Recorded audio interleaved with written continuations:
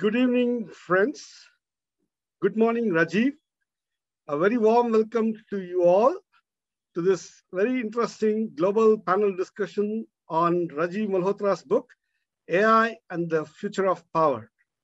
It's been very interesting to read this book. It's kicked in a lot of very interesting discussions across the world. And more importantly, I'd like to take a couple of minutes to introduce all our speakers for this program. So let me start with Lieutenant General Ravi Shankar.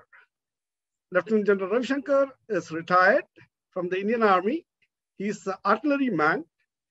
He's a graduate of NDA and has been through the various challenges of being a military man throughout India and has served in a very exemplary way. In fact, right now, he is a practice professor at the Aerospace Department of Indian Institute of Technology at Madras, and he is blogging very interesting blogs at the gunnershot.com. All right, Ravi Shankar, General Saab, a very warm welcome to you. May I then go to Sharad Sharma. He's worked at Bell Labs, at Yahoo, and then he has been active in the industry and has been a key leader in stewarding the big developments that's happening in the technological space within India, namely the India Stack. He is the co-founder of iSpirit, an organization focused on developing product ecosystems in India, very similar to what NASSCOM is. And of course, Sharad Sharma has been instrumental in many ways in touching our lives. If you have ever used the UPI, remember, he has had an impact in his services to the nation through that. Of course, finally, I'd like to welcome Professor Kamakoti. Professor Kamakoti is a very, very distinguished person, a professor from IIT Madras. He's graduated 10 PhD students, more than 25 masters, several hundreds of MTechs, and more importantly, he is the man, the brain behind the Shakti family of processors, which have been indigenously developed in India, and he is the member of the AI task force. He's the chairman of the AI task force and the member of the National Security Advisory Board of India. A very warm welcome to you, Kamakoti. A very warm welcome to you, Sharad.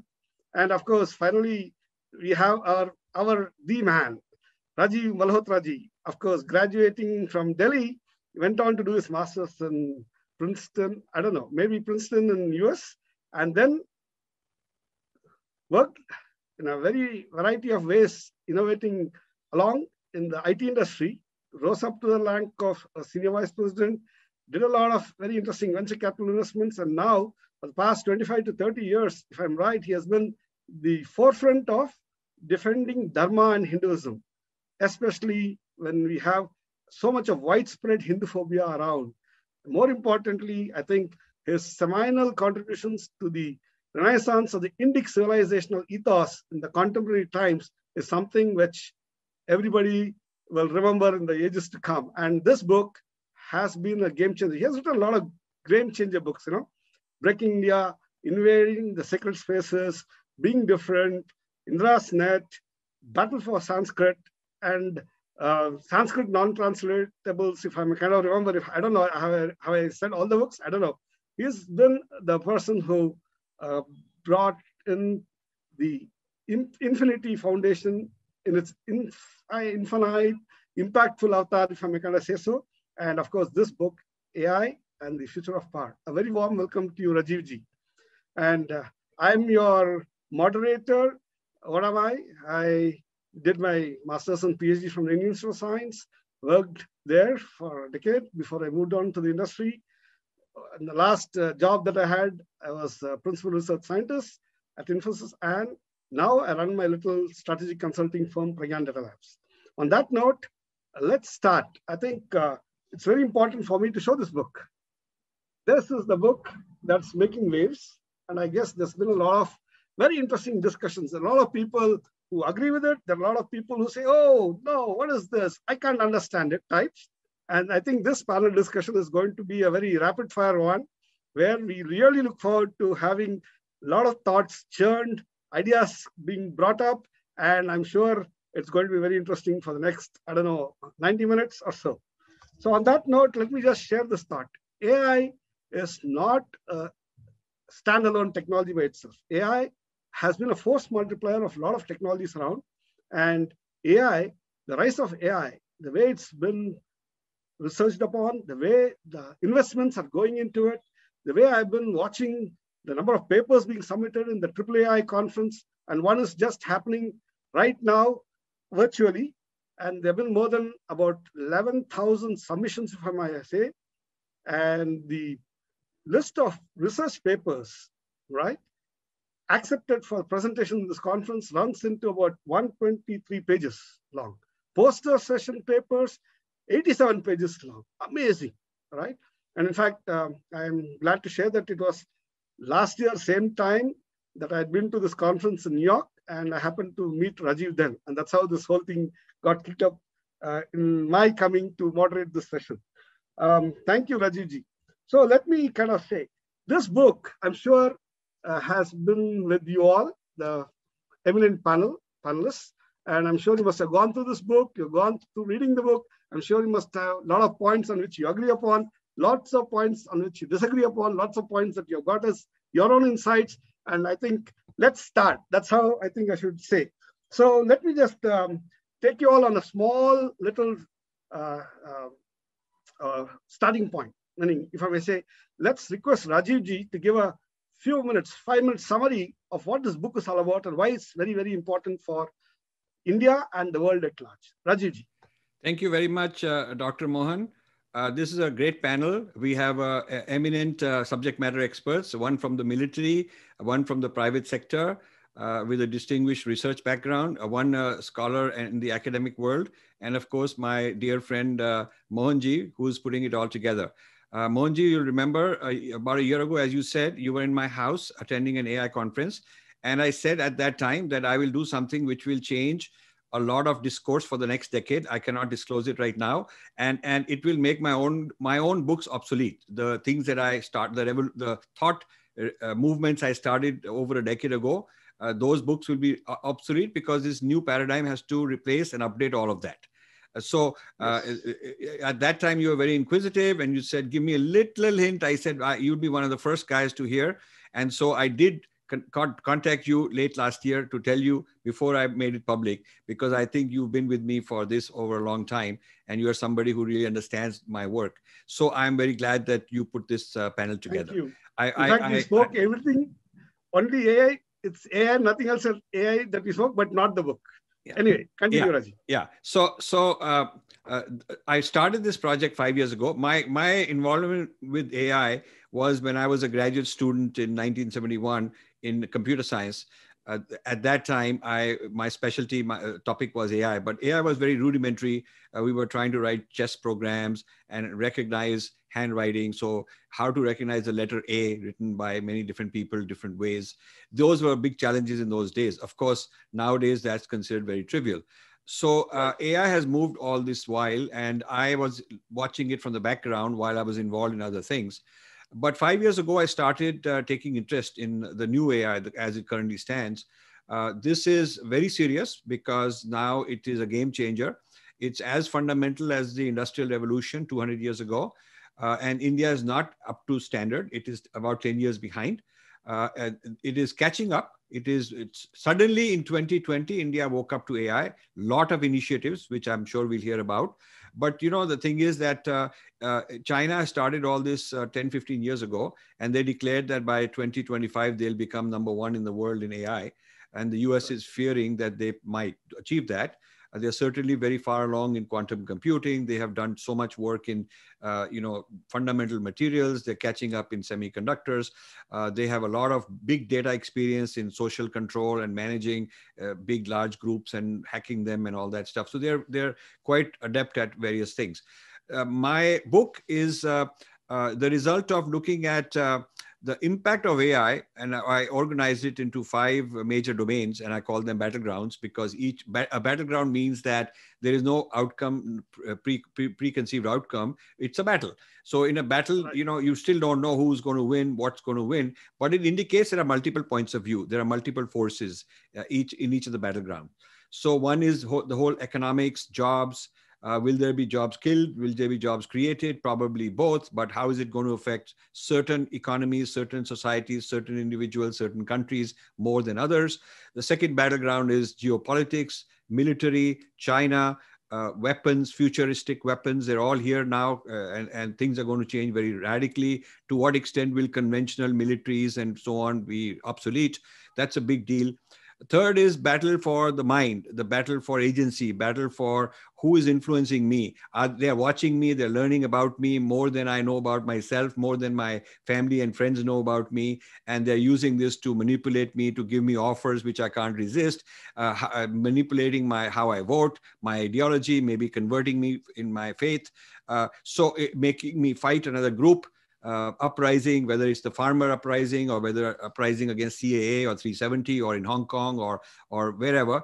The role of social media, and social media is driven by algorithms now. It's not some human being sitting there making decisions on whom to boost and whom to block. It's all being done by algorithms, and algorithms are becoming smarter and smarter with machine learning, and that is what AI is. So if any discussion about social media is incomplete unless you talk about the AI behind it. AI is the brains behind this social media. Otherwise, you cannot keep track of billions of messages and so many hundreds of millions of people on thousands and tens of thousands of topics in real time. You cannot do it except with the AI.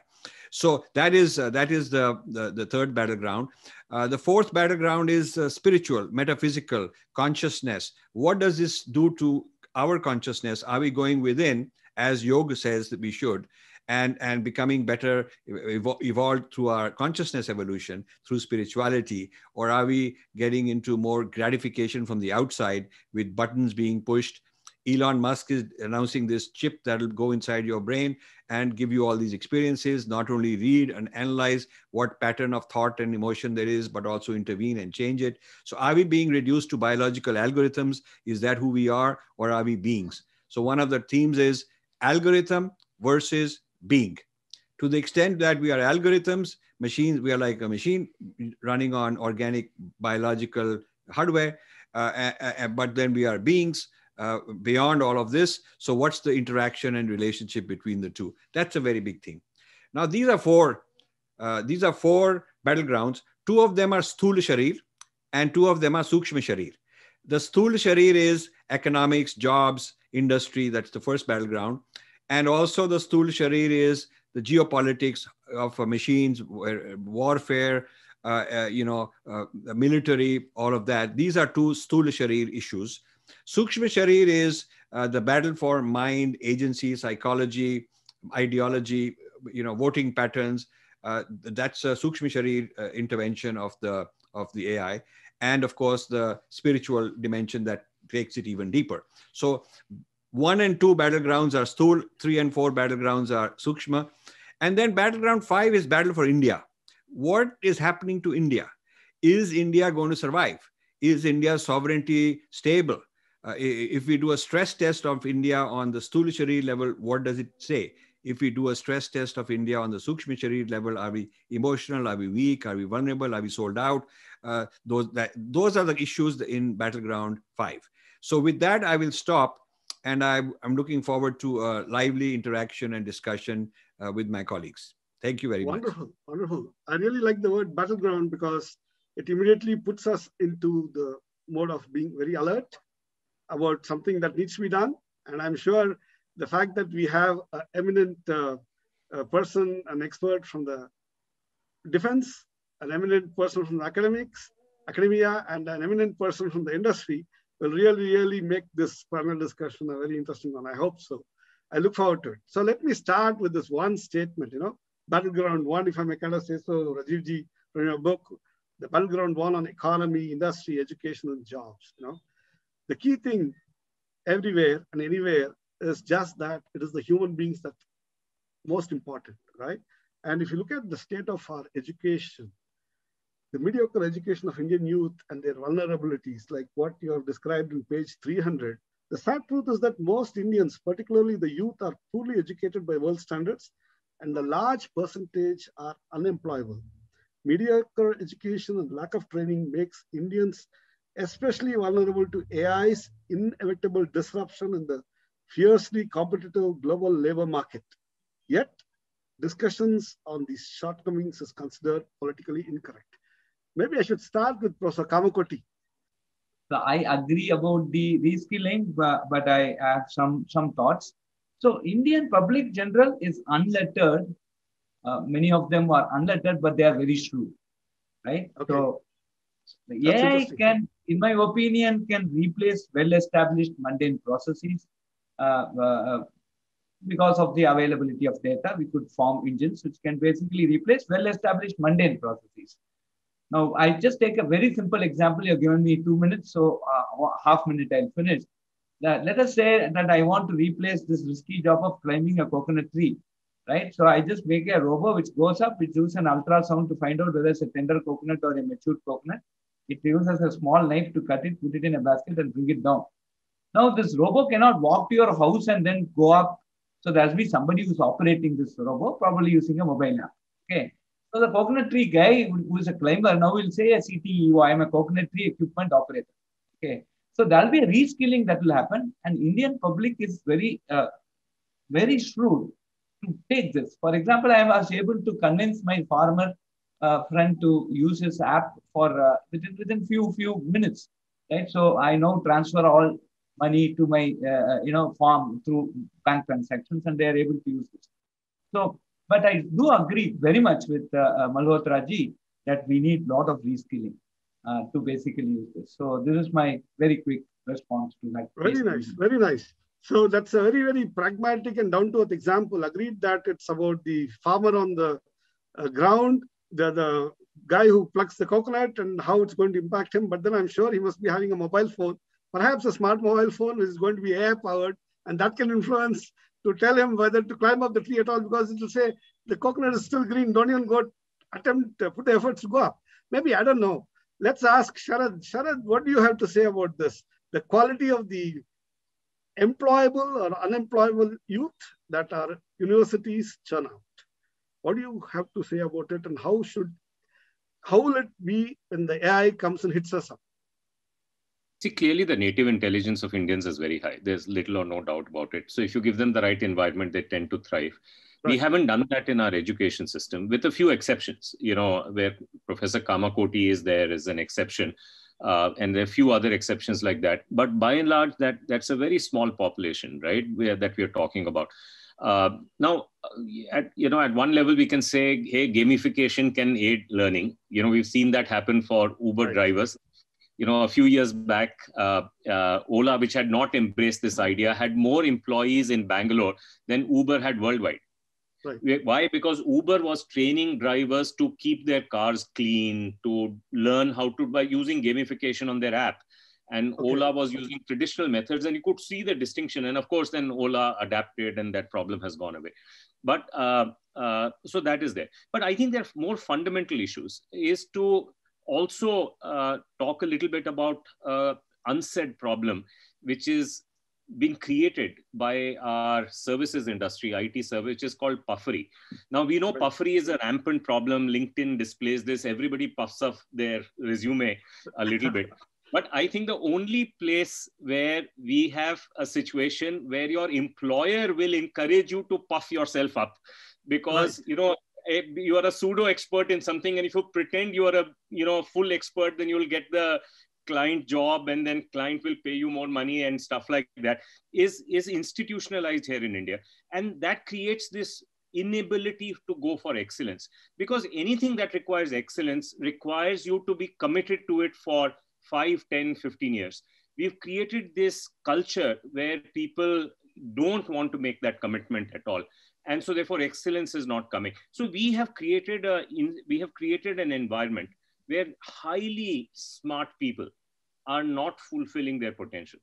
So and this is going to be a problem. And so we have to tackle this in some way. So it needs for us to reinvent the way we think about education as we go forward. And I don't think we have done that even in the new education policy. So I think there is work to be done. And clearly this presents opportunities as well as threats on the job side, but we have yet to seize those opportunities as we move forward. Yep. I would like to now ask this big question to Lieutenant General Shankar. Sir, you get a lot of people who want to join the army. Obviously, they may or may not have the ability to, may not have been unemployable perhaps, but then you all churn out the manpower into people who really are productive and fulfill the demands of the army. What is your take on this education system that we have, and more importantly, on the battleground one that Rajiv talks about in his book? Yeah, that's an interesting question. First and foremost, the fundamental thing is AI is going to grow. Right. As AI grows, AI will have needs. Someone will have to make that AI. It's not someone who's going to come from outside to make that AI. So if you take a equivalent, say 20, 25 years back, when computing and IT services came in the world and computers started catching up, you needed people to, write or handle computers. And there were not enough around. Till such time, India burst into the scene. And all of a sudden, all our education, courses and everyone took on to computing and we started dominating the computing and the software systems. A similar thing will happen for AI. I'm sanguine about it. Okay. 20 years, 30 years back, we didn't have a great education policy. Right. We became a software power. If your education policy is still not great, you'll still become, right? Yeah. One. I think that's what Kamakoti and Sharad were indicating, saying that Indians are shrewd enough to know how to adapt and grow. Second, you made a very pertinent point. We get the most, I wouldn't say literate, but the most probably untechnical people into the army. Indians, farmers, rural guys who are 10th standard, 12th standard pass. By the time they get trained and, within a couple of years, they're able to handle the most complex systems. Okay. And you'll be surprised at how complex they are. And they're not even BA pass. Right. I'm 10th, 12th standard, right? Right. And by the time they leave the army, they're real experts at what they do. Okay. That's India. All right. India will surprise you with its, India and Indians will surprise all of us.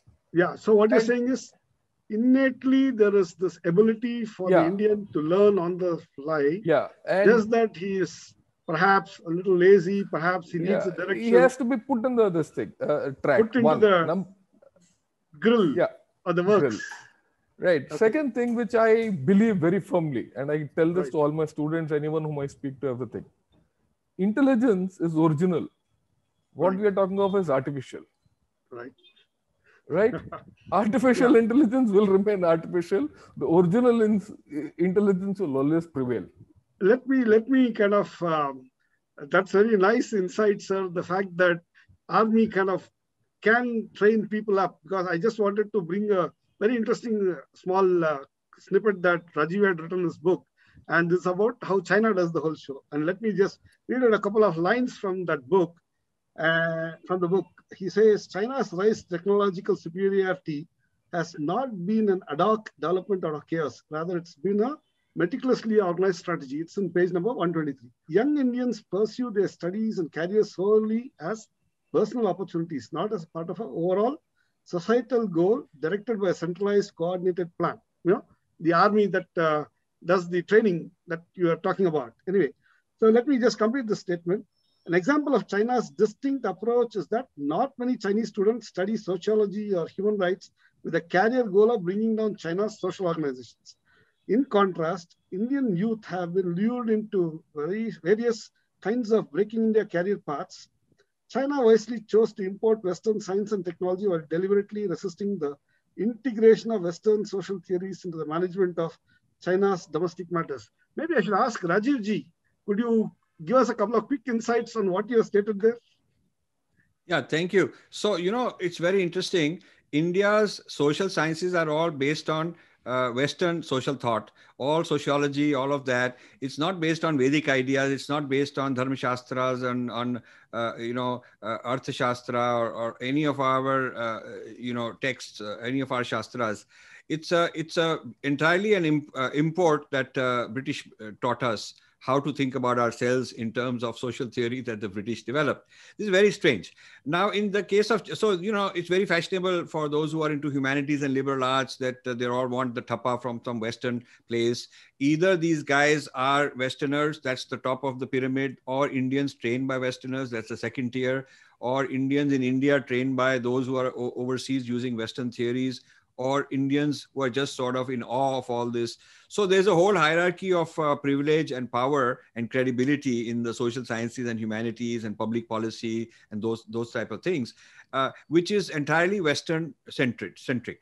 Now, in the case of China, their policy of sending lakhs of students to USA was very targeted. They sent them to learn, go to business school and learn some business process so that they can run businesses and do marketing to the Americans. They sent their people on how to do marketing to the Americans so that they could go back to China and sell their products to Americans. They brought a lot of people into mathematics, into physics, into all the hard sciences, into engineering, technology, medicine, into this genetics research.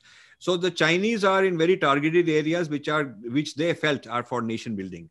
They did not have, you don't find these guys in USA studying some human rights and sociology and trying to do some breaking China type of project. But in India, a large amount of people who I find in the Breaking India project, into all of these kind of nonsensical stuff, they got their ideology inspired from the West, sometimes directly, sometimes indirectly. Sometimes they're 3-4 steps removed, in terms of indirect influence. But India not only wasted this kind of effort to train Indian people on Western thought, the so-called liberal arts and all that, which is very fashionable. They're now bringing it into IITs also. And you have not only JNU as a flagship, but you have Ashoka University, you have St. Xavier's College, you have a lot of these places. There are flagships for the so-called humanities and liberal arts, not realizing that this is all Western thought. So now they're trying to bring this under the new education policy. They're going to bring liberal arts into the IITs also. But this is not the liberal arts taught in Nalanda University, where they were teaching 64 kalas. Those are the Indian liberal arts. The Indian thought in the humanities and social sciences, which I talk about in this book, Vedic Social Thought. And I relate it to artificial intelligence. And in one of the sequel volumes that I have ready, I will talk more about that, the role of our social sciences for artificial intelligence.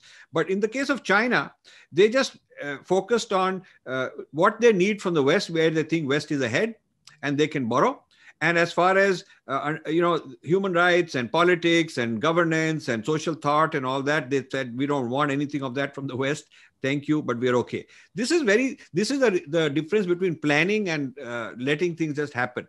Because if you don't plan, the decentralized Indian, the speakers made some good points that we have native intelligence, it is better than artificial intelligence, and we have this the decentralization. Indians figure things out on their own. I want to make a comment on that. Traditionally, the decentralized Indian ethos was very important.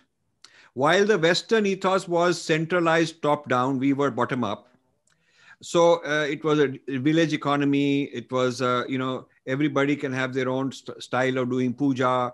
The cuisines are so many, the clothes are so many. That diversity came from this spontaneity and the decentralized.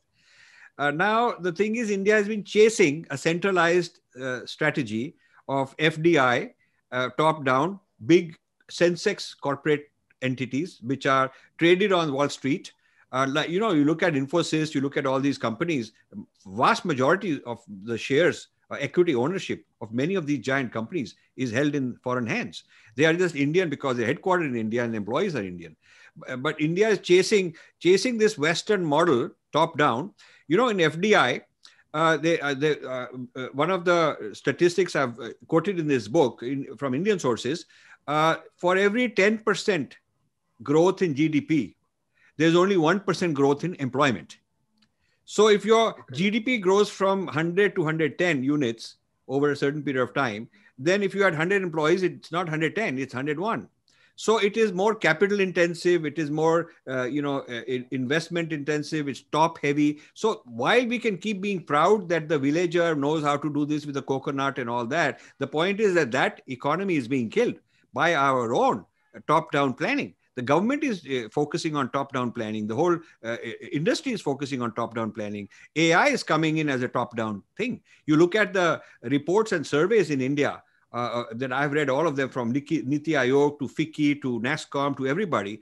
The whole strategy of AI is how to upskill the outsourcing labor people. I call them AI coolies, how to upskill them and then sell them to Microsoft and sell them to Google and sell them to all these banks in New York and so on. So we are not, we like to say we are this decentralized, this village economy, native intelligence. That is not where the money is going. That is not where the investment is going. That is just nice to talk in a seminar somewhere, so everybody will clap and we'll feel very happy.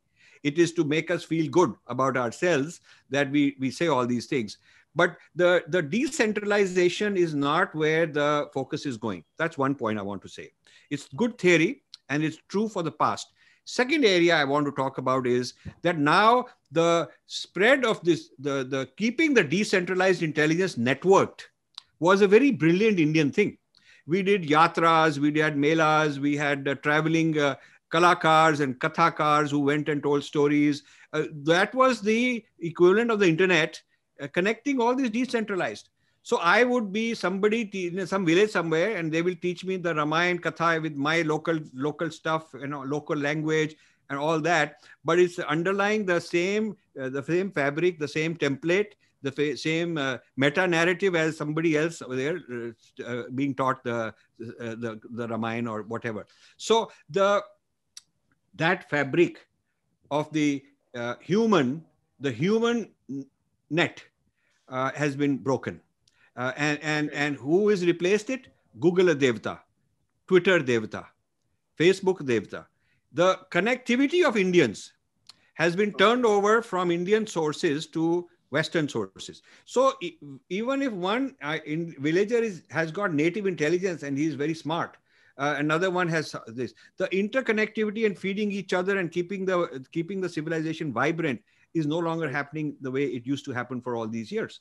So now what is happening is this villager here is got a cloud, which is Microsoft cloud or some whatever. Some machine algorithm is learning, teaching him and training him. And this other villager is downloading that. So between individual 1 and 2 and N and so on, the connectivity is now no longer the Indian style of connectivity. And this is why I'm writing further. And I want Mohanji and various other people here to help me to continue this mobilization. I'm writing further books on incorporating Vedic social thought, Vedic, our ideas of Vedic metaphysics into the future networks, the future. So combining technology with our premises. Right now, the AI is built on Western universalism. It's built on ideas of social justice, which is not our idea. That is why we're angry at Twitter, because their algorithms are not doing the things that we think are fair, because those algorithms are trained on Western universalism, their idea of social justice. So I will stop here. That we have a disruption between the bottom-up Bharat and the top-down sensex economy. We have a disruption, and we have a clash between sensex India and Bharat. Yeah. So let me just kind of share these thoughts that Indian civilization has a long history, and so does Chinese civilization, and there are a lot of very interesting ethos and values that both bring to the table. And there's a lot of learnings both ways, I suppose. But more importantly, the fact that China has a centralized command economy, command and control country, if I may kind of say the ideology, they would like to groom their youngsters into certain ways by which they would continue to be employable in the high-tech world. And we in India would like to allow the Indians to figure that out in a very smart way. But then what you're saying is that, yes, at the common man level, a lot of indigenous ideas and thinking that will happen. But more importantly, what you're saying is the government of India has to know what strategies to use to attract the FDI. In a similar way, government of India should do all that is possible to bring in the right kind of STEM ideas, teaching STEM, science, technology, engineering, and mathematics, and possibly indigenous to the people at large across the country, so that there's a certain foundational unity on the civilizational values that India brings along, India that is Bharat. But then let me take this question to Professor Kamakoti, because it's a two-part question that is there. One is, of course, the fact that there are so many humanities departments that's going to come up, and what kind of liberal arts are they going to teach? Is that going to be Indic civilizational liberal arts, or is it going to be something else? That's one. And of course, the basis for that is that we in India, we need to really have an Indic identity that can really serve the world at large, right? Like right now, what we have done with respect to the COVID-19 vaccines and how we are really made a big difference. That is part one. Part two of the story is how do we raise the education level, the employability level, and the fact that AI is a technology that's supposed to be a force multiplier. And that's something that all of us have to know and understand and learn and employ in our everyday professional work. How do we go about doing that? Professor Kamakoti, quick, short bullets, if I may kind of say so. Yeah, there are a lot of things that are discussed, and I think Rajivji brought in many issues.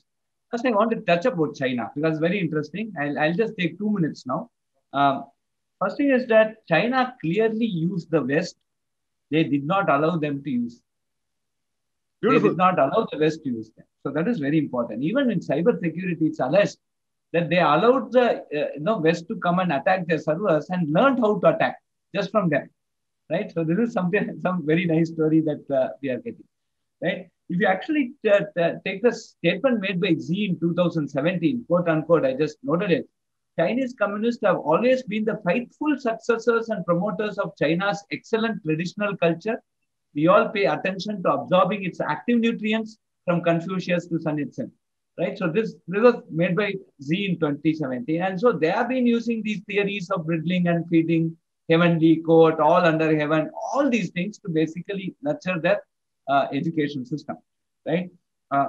If you look at India, wisdom, thy name is India. So as Rajivji mentioned, what is not missing here? We have our Arthashastra, we have our best political sciences, we have our best moral ethics, Ramayana, Mahabharata, epic. Just take Viduranidhi. I think Malhotraji has quoted quite nicely from a lot of Viduranidhi, for example, right? So we had a wonderful education system, the Gatika Sthanam, which is again a part I request Malhotraji to include it in his next book, the type of education system. But that all those went for a toss with the influence of the Western education, right? So one of the biggest attempts that was made at some point of time that, people who are skilled in some profession should continue in this profession. But then everybody said, get a BA or a BSc those days, now BE and now PhD.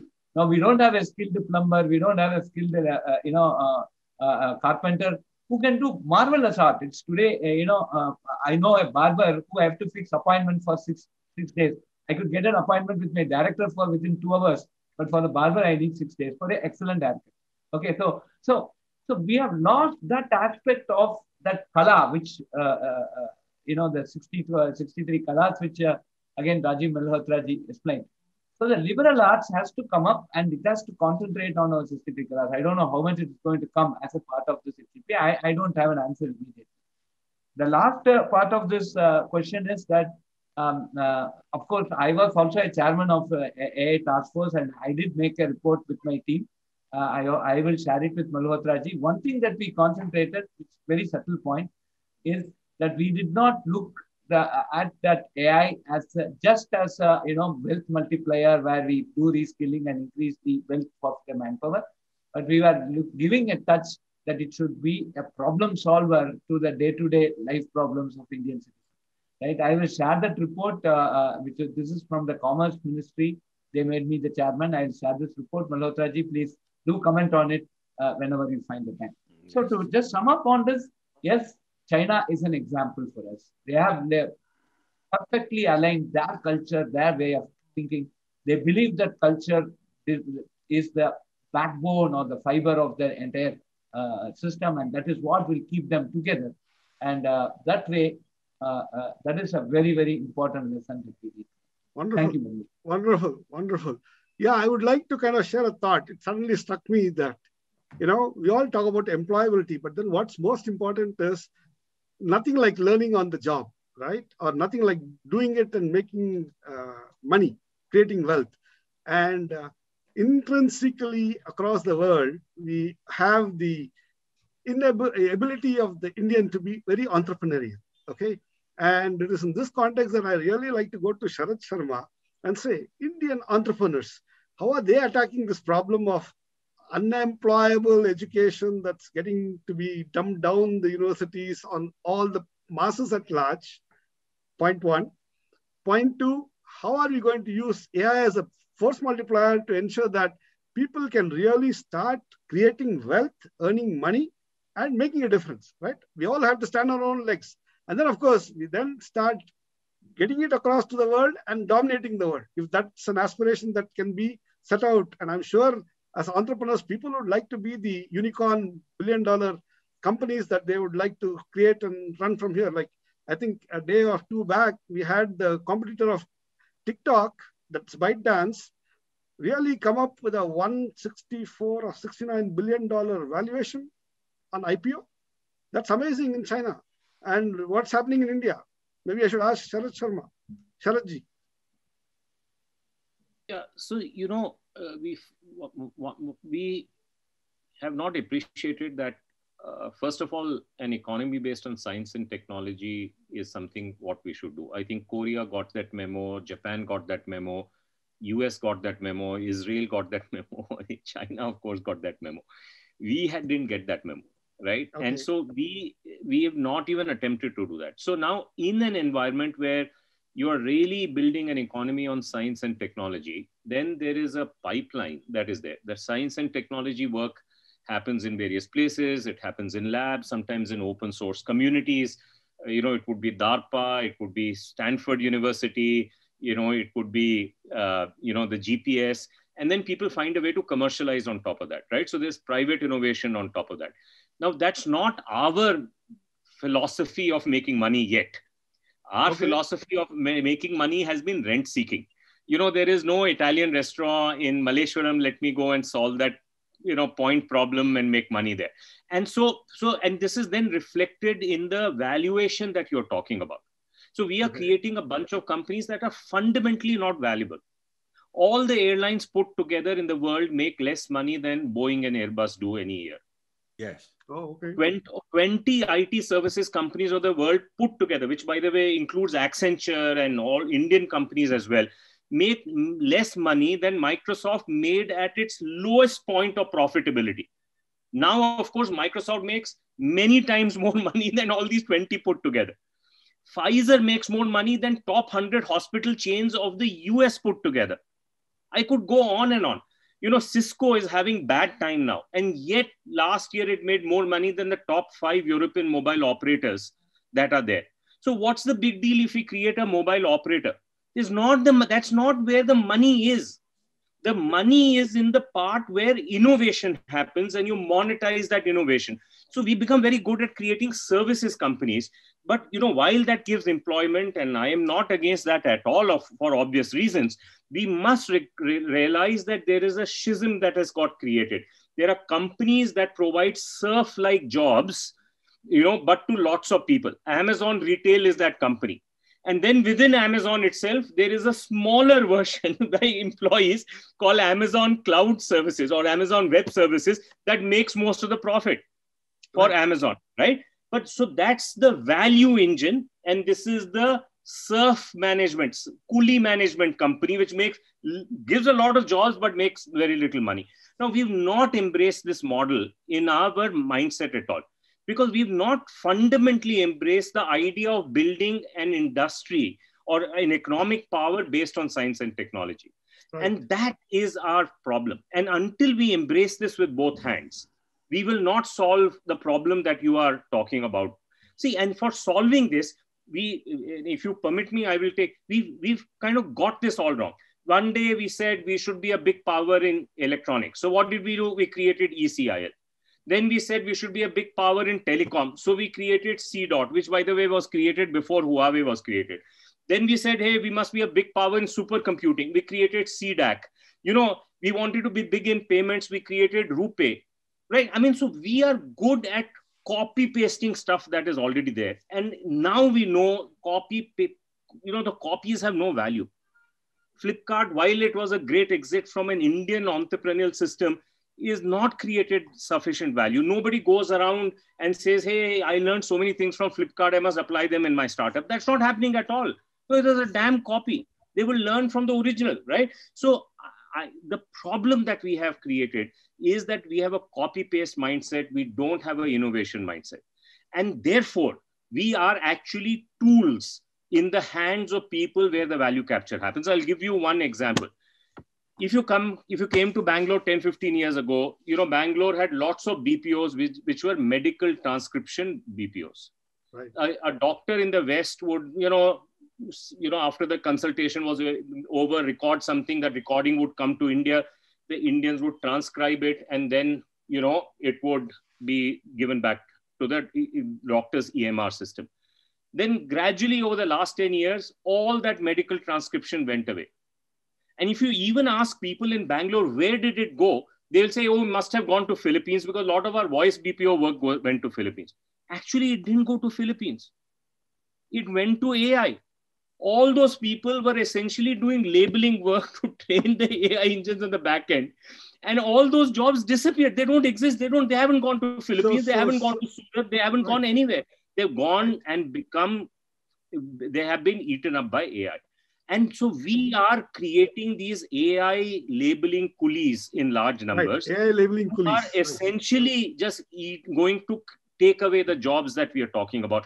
We are not making a distinction between where the value is created and where you basically create serf jobs. And until we make that distinction, things will not improve. Yeah, it's true. So there it comes down to, intrinsically, Indians could be very entrepreneurial, but then here's the education system that kind of stagnates them or straitjackets them to thinking like serfs. I disagree. See, our entrepreneurial culture is a mercantile culture, a trader mindset. Okay. And a trader never makes a long-term investment. He wants a short-term investment. So even people who made lots of money in a trader culture haven't moved up the value chain, although they have the money to create. In the West, you will see a P&G create a research unit which is focused on some 10-year activity. That hasn't happened in India. None of the companies that have billions of dollars on the balance sheet will make a 10-year commitment on research-based stuff because they are mercantile background, right? Yeah, and a licensing Raj made it even stronger. So I just wanted to intervene there, Sharad, and I want to bring you to the book. And very interestingly, Rajiv uses a very interesting example, okay? And then he hits it hard. And I just want to hear what Kamakoti has to say, what you have to say, and what the Lieutenant General has to say. And Rajiv says, I predict that the Facebook Geo deal will be one of the major factors in undermining India's long-term dreams of technological leadership. Okay, this is also an insult on India's technocrats. Despite having all the components in their possession, Indian industrialists simply fail to integrate them into a comprehensive indigenous solution of their own, which exactly talks about your mercantile entrepreneurial thinking that is so short-term and so very, taking the, make the profits and keep running off or whatever it is. So, Kama, how do we battle it out? Because Rajiv brings it in a very clear way that the true technological leadership, the true Indic thinking, the true Indic leadership that can really be of blessing to the world, that's not being nurtured, that's not being brought up in any which way. And if I may say so, after you, I'll ask Rajiv ji why that's happening. So, Kamakoti. Okay, so I think you are referring to page 319. And there is also a comment in 301, which I really like about very few in the workforce have been educated in India's elite institutions. He's touching me as IIT. And these brightest and best employees quickly get picked up for lucrative jobs with large multinationals. Okay, so that is also another thing I basically understand. So personally, I had been under the instructions of Paramacharya of Kanchi. I don't have a passport, right? He said, you should stay in India, should not go abroad. So that's a solid Indian ethical wow. Okay, continue, Kama. You're making a lot of impact around the world, but still continue. Continue with what you're doing, living the values. So I just to take page 301 and also page 309 of Rajiv ji. And just I'll again take 2 minutes again from your time. See, so one thing that is happening today, the multinational company that we have seen in the beginning of the 21st century, the design decisions were not made in India. We were coolies. like the people who are sitting in India were coolies doing whatever job the West dictates. But thanks to the digital India today, there are lot of what do you say that the design decisions today are being made in India because we have a market here, and there is a ecosystem that has built, and that market today, especially in the IT sector and the digital electronics sector, we are getting the design decisions to be taken in India. That means that coolie aspect is gone, and Indian actually makes the decision here. And then first time policies that I see from the government, specifically driving towards Atmanirbharta, has come in, right? So today, Make in India, for example, the recent tender about BSNL where they say this core should be in India. So these type of policies, first time we are seeing now, where we say that we want to encourage the industry. Though it is early days, I still agree it is early days. Now we have 300 plus companies at Research Park, which are purely our students and students within India who have come and set up their entrepreneurship. Today also I saw that the number of people who have actually gone abroad, even last year, reduced. When I did my BTech and finished, it was around 95% people, Mohan, even at IISc, we to see that. But then when now it is now dropped down to an abysmally low of 10 to 20% who want to go abroad for higher education immediately after that BTech. Right? And that is, no, and there are certain things like the National Mission for Interdisciplinary Cyber Physical Systems and many such missions that have been coming. And that is basically trying to accelerate. If you look at the technology innovation hubs have been set by DST in 24 IITs, and we are now asked to accelerate this entrepreneurship. So that basically the things that Indians try to do job for Indian development. That is something which Rajiv ji has really written from his heart in 301, page 301, especially on India's youth. And these are some efforts we have taken. Then next coming to your 319 step, right, where how should I predict Facebook geo deal, right? So that is coming. Right. See, in India, policy is one part, enforcement is another part, right? Right. And the outcome is the third part. So there's a policy, there's an enforcement, there's an outcome. And what I believe in last 20, 21 years and also member of NSAB, etc., the weakest link is the enforcement. Today we make a policy, but how can we enforce? And that is where I believe that AI can actually indeed help. And another part is also that AI can literally help on this particular very important aspect, wherein we can basically go and start monitoring these type of enforcement, and that can take us to a very, very large extent. And other very important thing is, one last point I want to say, I'm slightly overshooting the time. Anybody who has excelled, any country which has become a leader in any sector, they had their patents, they had their intellectual property, right? And today, that is very, very important to look at. So today we are trying to promote one such patent, standard essential patent called 5GI, right? This is the low mobility, large coverage that is good for rural India. Our own guys fight against it. Okay, so that is something that is, China, I don't think they dare to do such type of things. But no, right. That is something that we need to promote. So I think government is supporting these initiatives. And so we have to grow up our intellectual property. We really have to become part of the international standards, right? So then that is the quick way of guiding this leadership. And where, all the points that he has addressed in 301, 319, those two wonderful statements, I really like them. And that is where the true flavor of Atmanirbharta will come. Thank you very much. Very nice, very nice. I really like what you said, but then I think there's a lot of scope for so many things for us Indians to do to bring out the leadership, and more so to ensure that the leadership is not straitjacketed into this mercantile thinking that Sharad was talking about. So let me go to battleground 2, and that's very important because this is all about geopolitics and military power. And there's a very interesting statement that Rajiv makes in this book, page number 198. And this is a question that I'd like to pose to Lieutenant General Shankar. He says artificial intelligence systems and AI systems are essentially force multiplier. They're not standalone, right? They are designed to advance two goals. One is to pragmatically increase the wealth and political power like the likes of Facebook, Google, Twitter, and Instagram and whatnot, all their affiliates. The other is something called aesthetically, to keep the masses feeling good, while people voluntarily surrender their private data agency and power to the people who are elite. So, Lieutenant General Shankar, what do you understand of this aesthetic power being exercised by the geopolitical players from across the world into the Indian heartland? And what is your take? After that, I'd like to go and ask Rajivji, what do you have to say about that? So, Lieutenant General Shankar first. Thanks. It's an interesting proposition that someone is controlling you. Control is very funny. That's what I've learned in life. When you try to control people from the top, you have to understand that the people at the bottom start controlling the top also. It's a two-way transaction. Mm-hmm. So as much as Facebook tries to take my data, control it, and I'm just taking Facebook as a value thing, I use Facebook also in my own way. Right. It's not something, it's a one-way affair. And in a wide country like India, this is going to happen. Mm-hmm. Okay.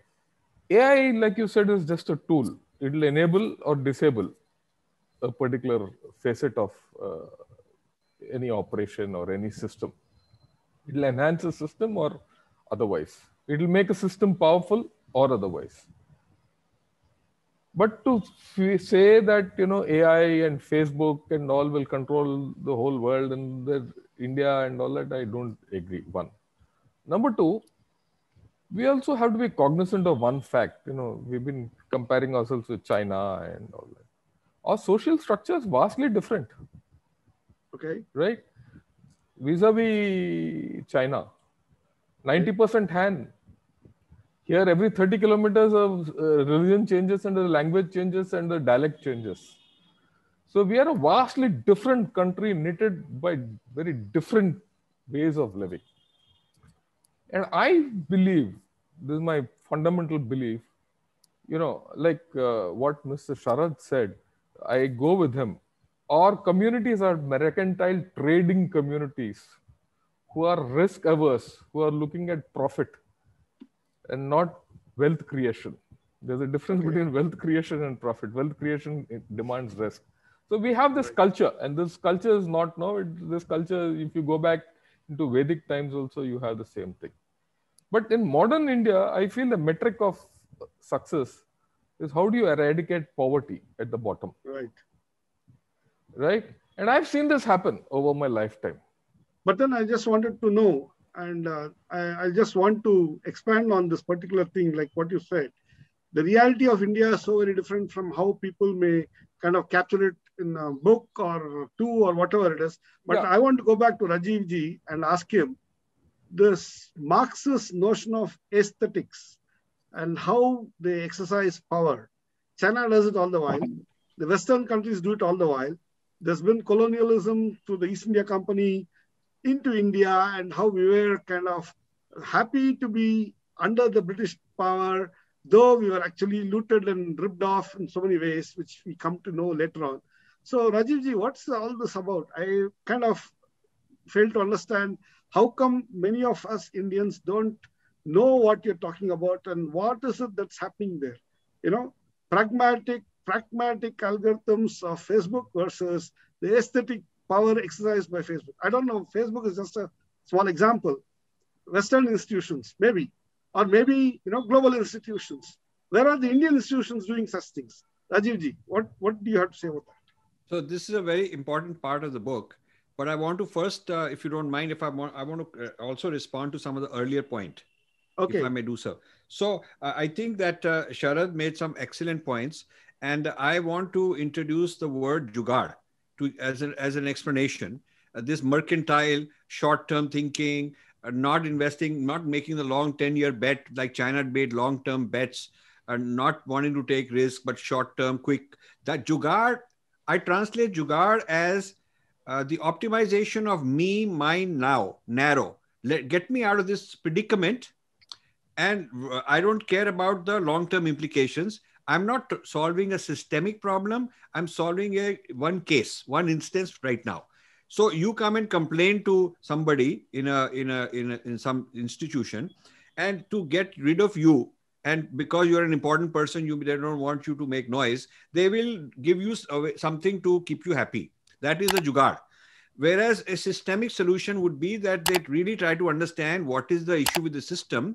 And this one person is one example, but there are many such examples. Let's solve the systemic problem.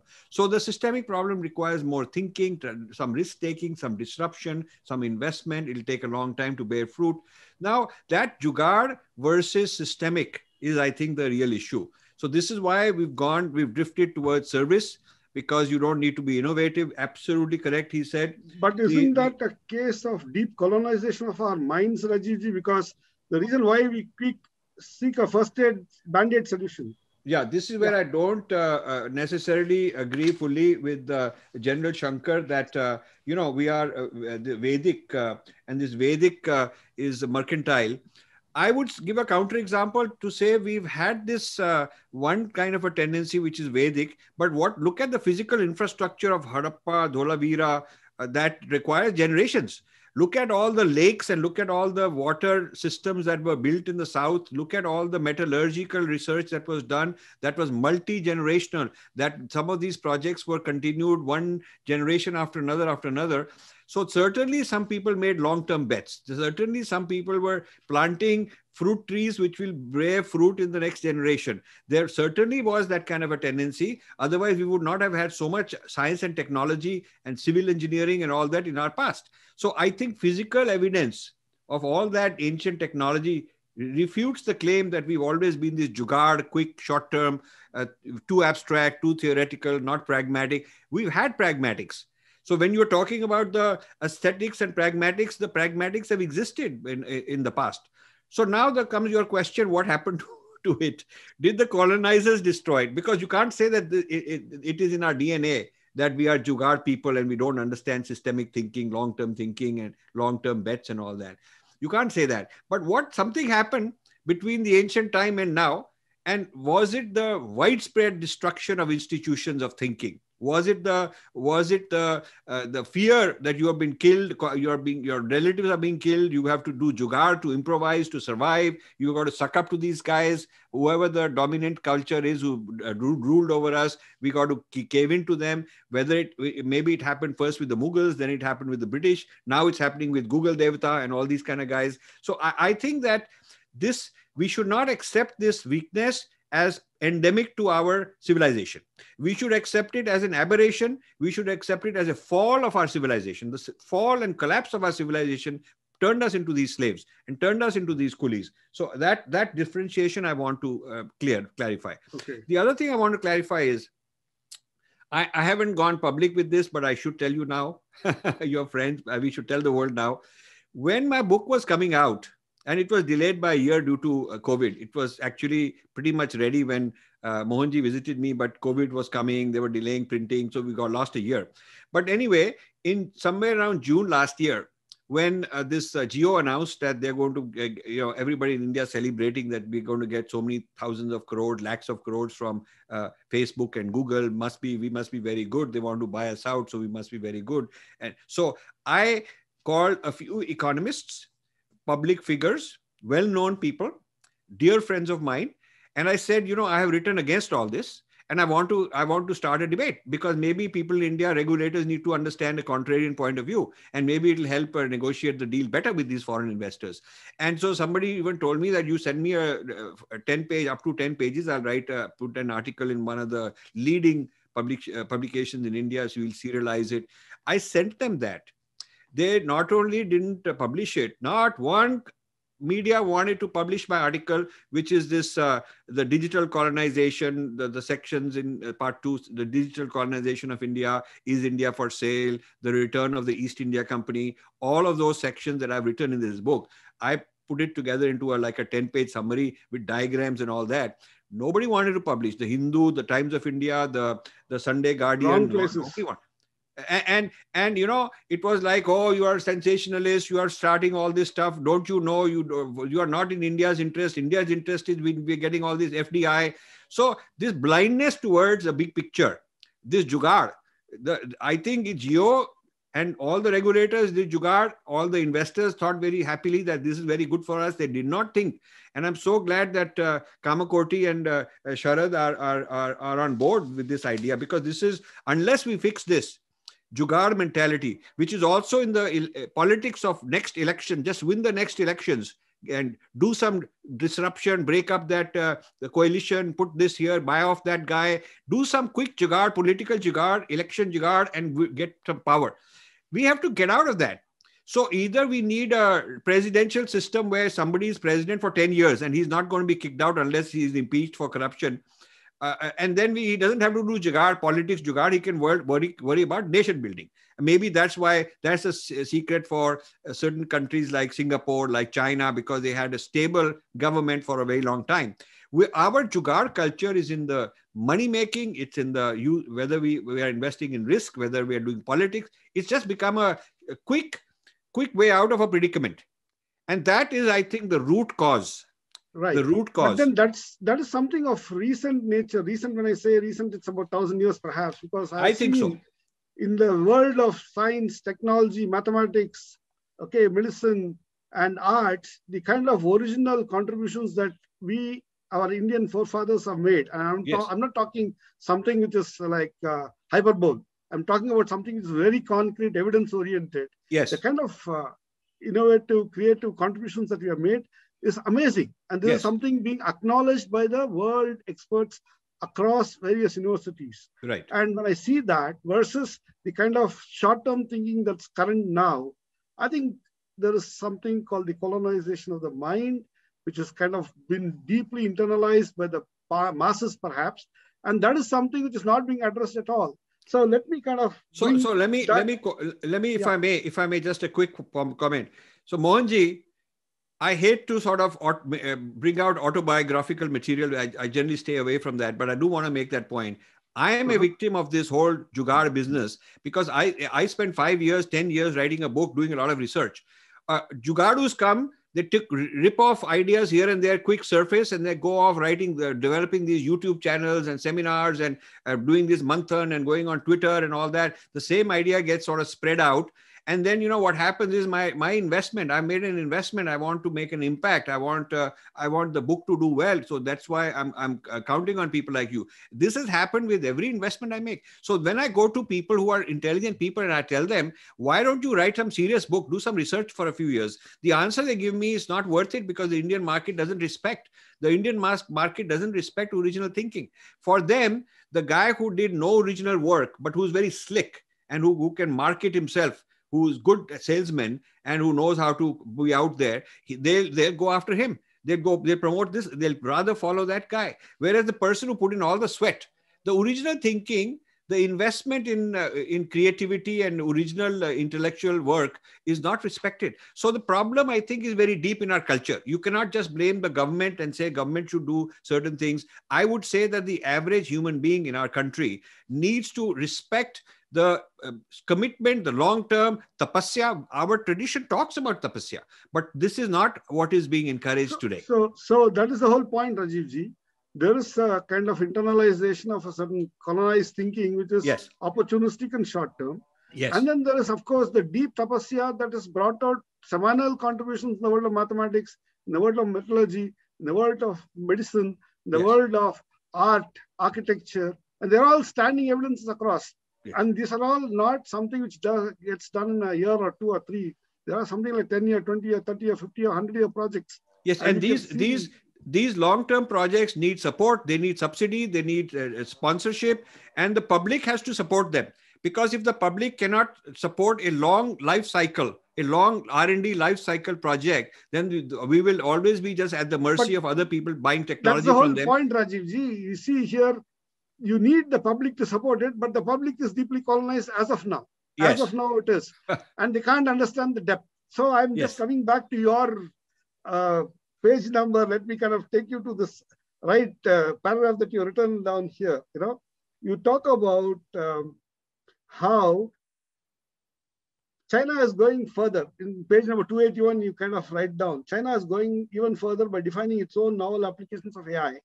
AI is just an aspect that embeds its civilizational narrative and values. That's the key.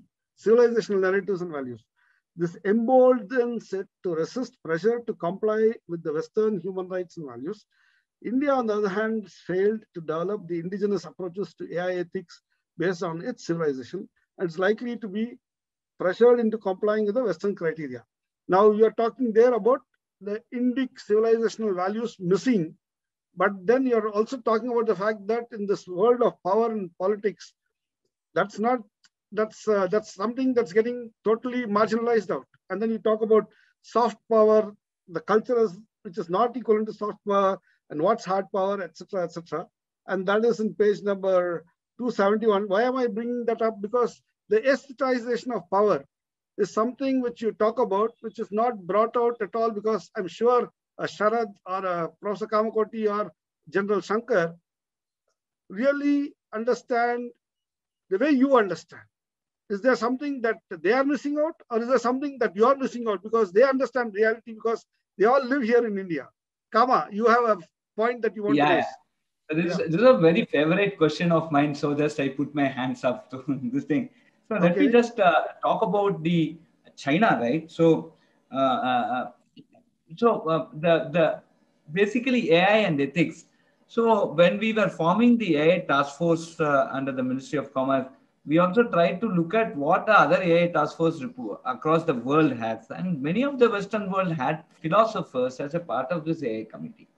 Now, when we look at the philosophy departments here, my father worked for the University of Madras. So there was a Radhakrishnan Center for Advanced Study in Philosophy. It's closed, right? Many of the language departments have one faculty. The Sanskrit department in Madras University has one faculty. And there are no more Sanskrit departments in the in South India, in Tamil Nadu at least, in the university, right? So we are missing on the languages, we are missing on the philosophy.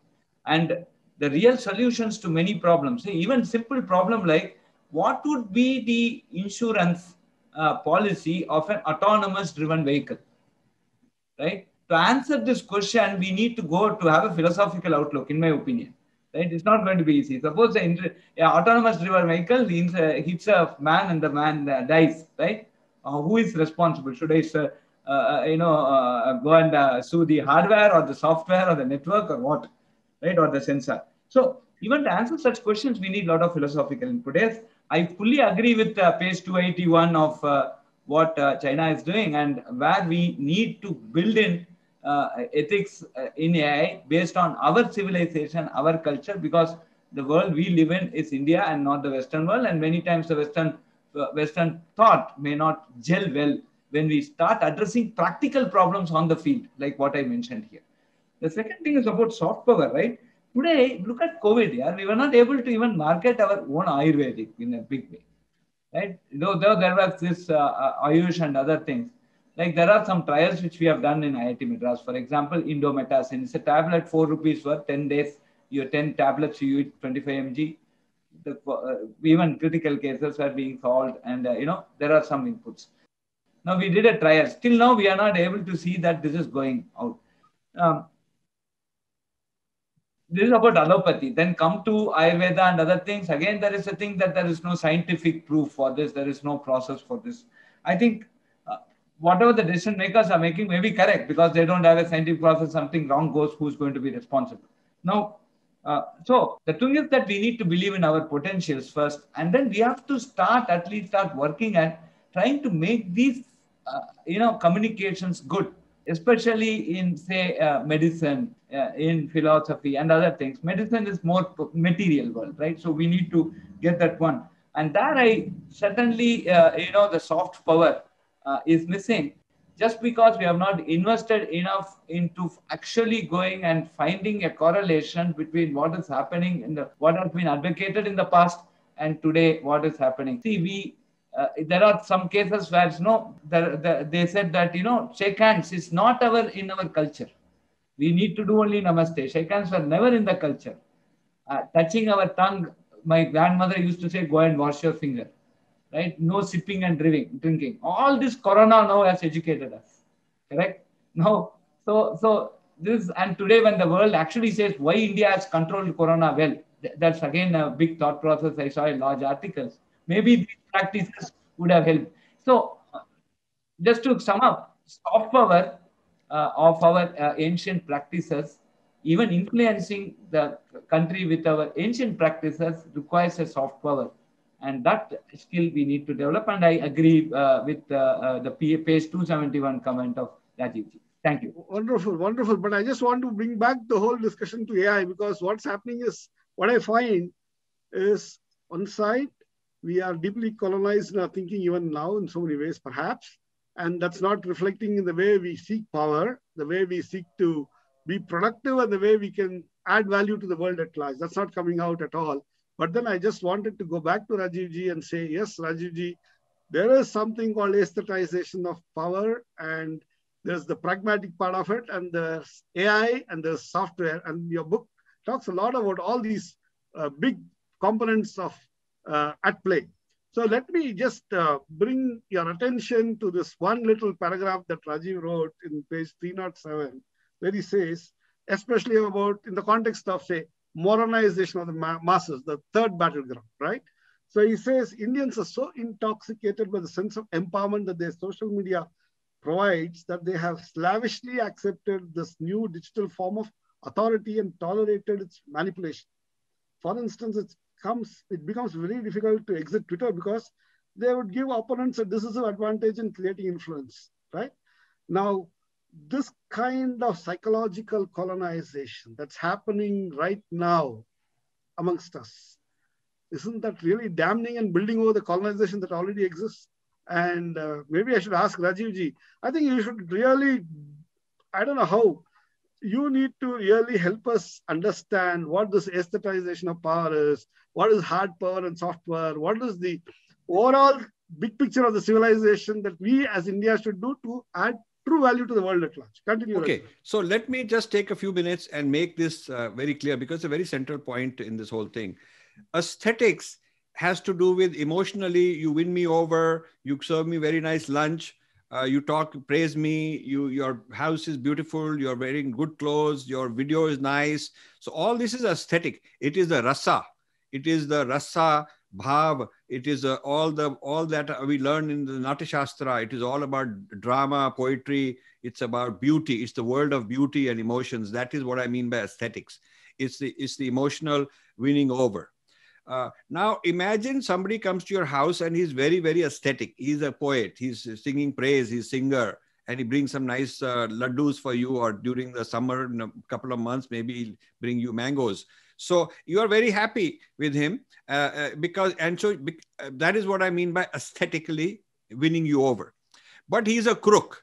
He's a crook in the sense that as far as pragmatics are concerned, he'll get the better of you. You'll end up being poorer. He's done a bad deal for you. But he's done a bad deal in a pragmatic sense. You lost money, or you lost power, or whatever happened. Pragmatically, you lost. But emotionally and aesthetically make you feel good. You see, there is that kind of a cunning. There is that kind of a cunning that you get the better of the other person in a negotiation, but you're very, very respectful of him. You go and, look up to him and all that. But pragmatically, you want to cut him out of the deal or something. So that is the difference between pragmatics and aesthetics. Aesthetic is what makes you feel good. Pragmatic is what is actually practically good for you or not good for you. So So first, I'm differentiating between the aesthetics and pragmatics. Now, this aestheticization of power was a term that the Marxists came up with. They called it aestheticization of politics. They wanted to explain why when the Germany had a very bad economic crisis, depression, no jobs, lot of unemployment, misery, why didn't they have a revolution like Russia? According to Marxist thought, there should be revolution. The proletariat should rise and throw out those guys. How come the Hitler's party avoided the revolution of the masses? And that is where the Marxists came up with this theory called the aestheticization of power. What they did is they turned that energy into, we are this great Aryan nation. We have the ancient glory. They had poetry. They had paintings. They had parades. So they made a nation out of aesthetic superiority, whereas pragmatically, people are hungry. On a pragmatic level, the people are hungry, they are poor, they don't have jobs, but aesthetically and emotionally, they're made to feel very proud. So this is the aestheticization of power. Now in India, they did some, British would put the Raja on an elephant, give 21 gun salute, and he would go and play polo, and they would have a picture that he's dancing with some people in Cambridge. His son is having good time. So they made they made it look like to the popular people that we are looking after your culture. We are respecting your Raja. He's one of us. So this way the public would be won over that these people are good for us. While on a pragmatic level, they're taxing you, they're squeezing your blood out, they're taking all the energy out of you. So in a pragmatic sense, they're really horrible, but aesthetically, they're being very nice to you. So this is the point I'm making in this aesthetics versus pragmatics. Now, what does artificial intelligence have to do with it? Artificial intelligence wants to optimize the pragmatics of winning more money, winning, whatever out of you, selling you things. But it also has mastered doing it aesthetically. So you will be told that you're getting a lot of retweets, you're very popular. Someone told me that TikTok, one of the things they do is they inflate your number of followers by 10x. To make the young kid feel very ego. It feeds the young kid's ego that I barely joined and I already got so many thousand followers. It's all fraud. It's all fake. So aesthetics through fake stuff, through things that will feed your ego, making you look popular artificially because they want to win you over. But the pragmatics is the behavior change they want, whether they want to sell you something or make you vote in a certain way, or you go out for a riot in a certain way. So the actual pragmatic karma is the pragmatics. Making you perform a certain karma is the pragmatics. Making you feel good in your rasa, in your sense of wow, I'm doing so good, they all love me. That is the aesthetics. So what AI system is doing is understanding the aesthetics of every individual, every community. Where are you vulnerable? Emotionally, what are your hot buttons? How to impress you? By measuring what you click, what you don't click, what your likes and dislikes are, by constantly learning, figuring you out, they figured out how to manage your aesthetics, how your feel good. So feeding your feel good aesthetics, making you win in that way is being done, while on a pragmatic level, they're taking you to the cleaners. They're selling you things. The average person is not going to become richer by spending so many hours a day on Facebook or Twitter or something like that. So this is the use of aesthetics to achieve pragmatic goals. It's the smart guy, salesman who comes and compliments you. You come to buy something, he'll compliment you, he'll praise you. Your kid is looking so handsome, your do's that. All that is good aesthetics because ultimately he wants a pragmatic outcome. So when the call center guy from India calls me and says, "Sir, how are you? How are you feeling? Is it, happy Diwali?" I tell him, okay, now come to the point. What do you want to sell me? Because I don't want to be, I'm not here to be aesthetically schmoozed by you. I mean, I don't need that. I'm okay. I'm okay in my self-esteem. So this aesthetic winning over somebody is more easy when the person is vulnerable and does not have enough self-esteem. When he's got low self-esteem, he's feeling bad about himself. Such people need an ego to be pumped. So you can use all these kind of techniques, which AI is very good at. And the long-term gain is you want to get the pragmatic benefit out of it. That's the difference between the aesthetics and the pragmatics. Wonderful. So let me kind of read a couple of paragraphs from your book, Rajiv ji, and I want to go to Sharad. And a quick one at that. It's in page number 306. You kind of say that Indians are addicted to the foreign digital ecosystems and depend on it to communicate amongst themselves and to transact critical services across all sectors of society. Foreign social media platforms choose which individuals and which messages go viral and hence control the image, career, and social profile of the Indians.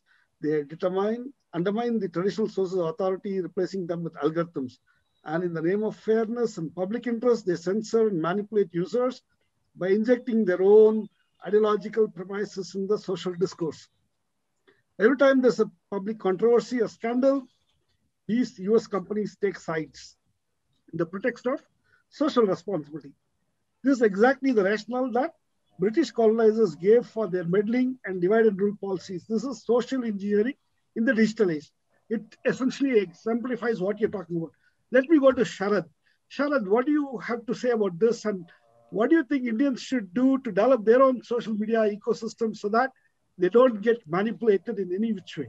So Mohanji, don't you think this is exactly what's happened with the recent Twitter controversy?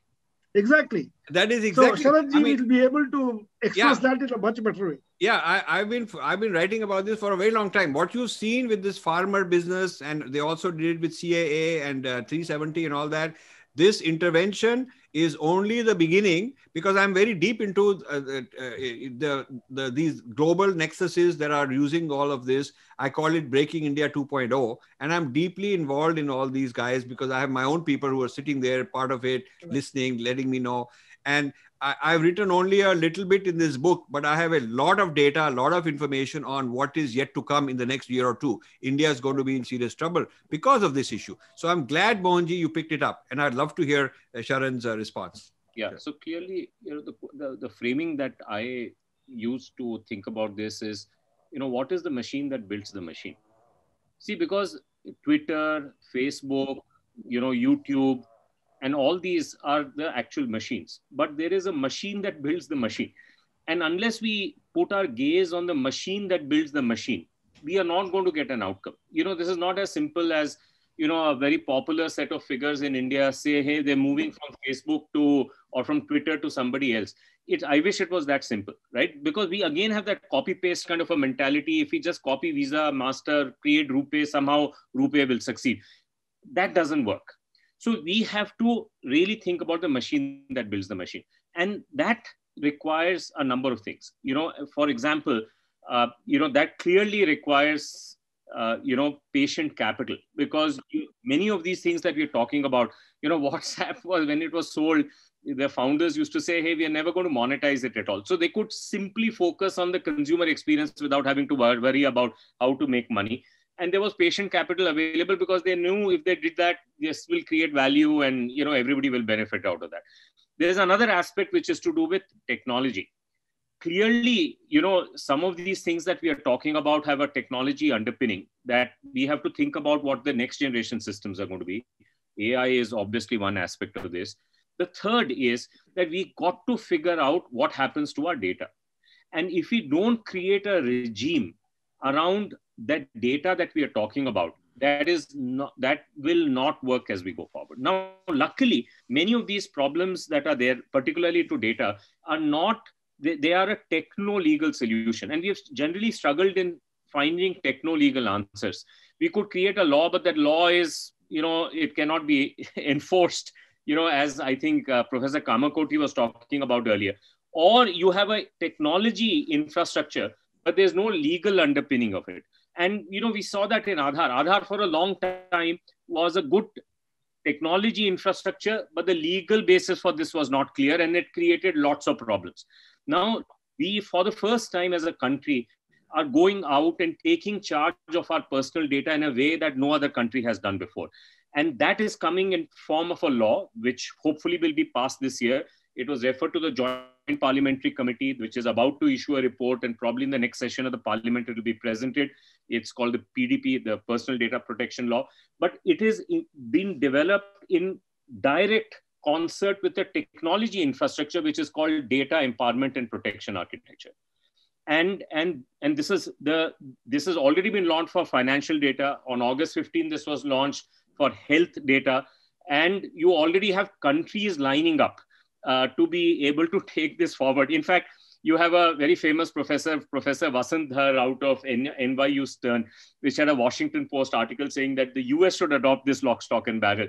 And so people are recognizing the value. And why I'm saying this is that one thing that we forgot is that the power comes from exporting standards.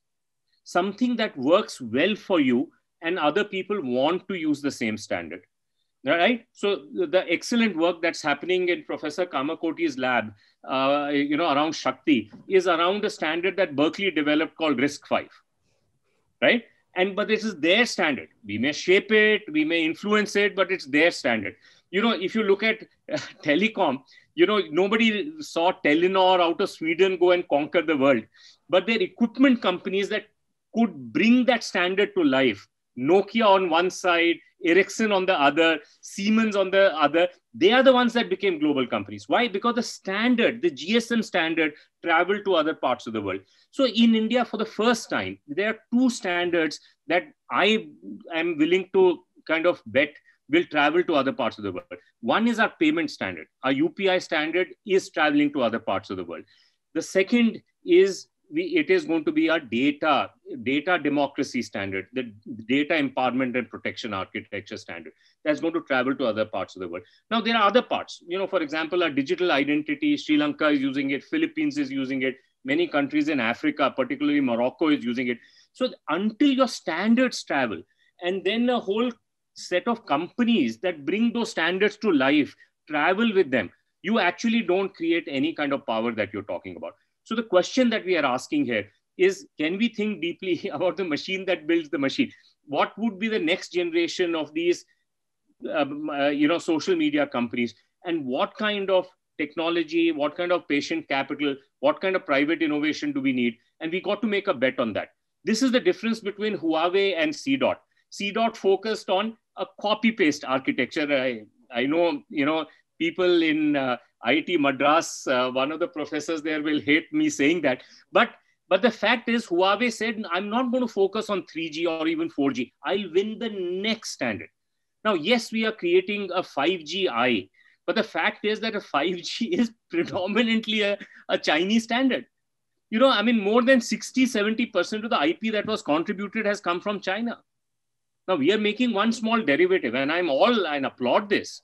But the point is that we got to think a little more long-term, and then the machine that builds the machine, and out of that will emerge several solutions.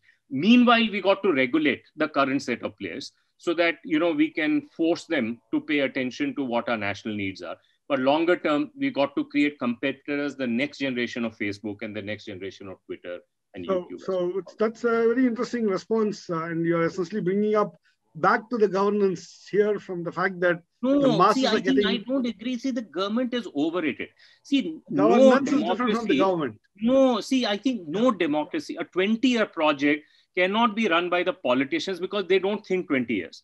20-year project cannot be run by the bureaucrats because they change their job every 3 years. So the institutions that run 20-year projects in the West are either the universities, you have Carnegie Mellon University doing that for driverless cars. And I'm happy to say some of that is happening through the able leadership of people like Professor Kamakoti. There's a new development. We have to see this play out. Second, it happens because of labs. Lawrence Lab will take a 20-year project. Bell Labs used to think 20 years, right? Third, it happens in the hands of think tanks. Malaria, I love the Bill and Melinda Gates thing about malaria, saying we think it's a 20-year problem and most of the gains will come in the last 5 years. Now, you need somebody to think like that. And in India, iSpirit definitely is a think tank with a 20-year vision, and we're taking that approach. But the government, the bureaucrats and the politicians will never take a 20-year view. They can be sponsors, they can give you money, but we are overly dependent on bureaucrats and politicians. And when we become dependent on them, then their short-term thinking comes into our thinking. And when it comes into our thinking, we don't have the independence to move forward. And therefore, we destroy the ECIL, CDOT, and I would say Bhabha, atomic research. We can build 700-watt reactors, but the world is building bigger reactors. We can't build them. Or they're building 4th-generation nuclear reactors, which are small reactors. We are not in that game because we missed the play. Because bureaucrats and politicians are too involved there. And ISRO, to an extent, succeeded because it didn't report to a ministry. There was never a bureaucrat in charge of it, in some sense. So it survived. But how long will it survive in reusable rockets? It's very hard to say.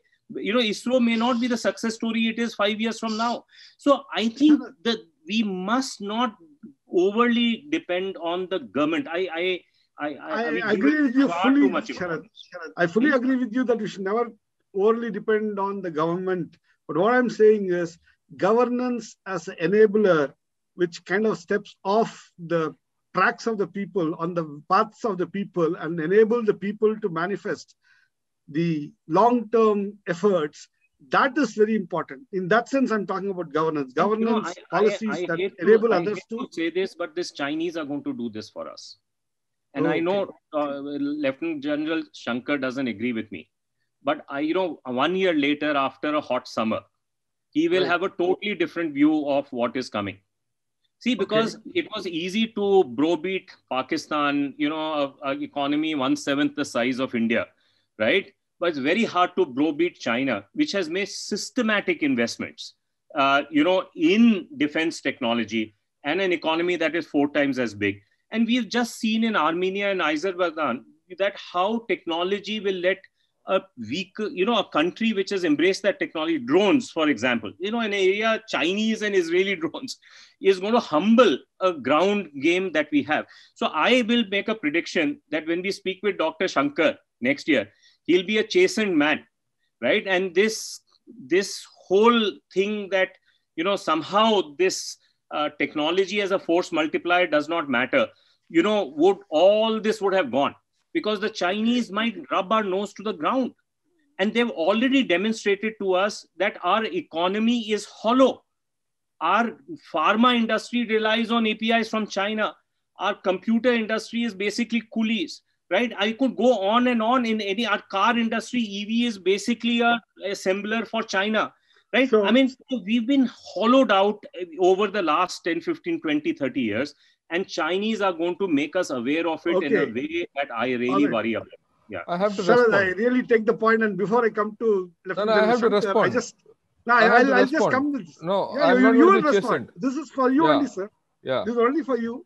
I just want to read out a particular paragraph that Rajiv has written, which essentially talks about what Sharad talks about. He says, and this is where you are very important.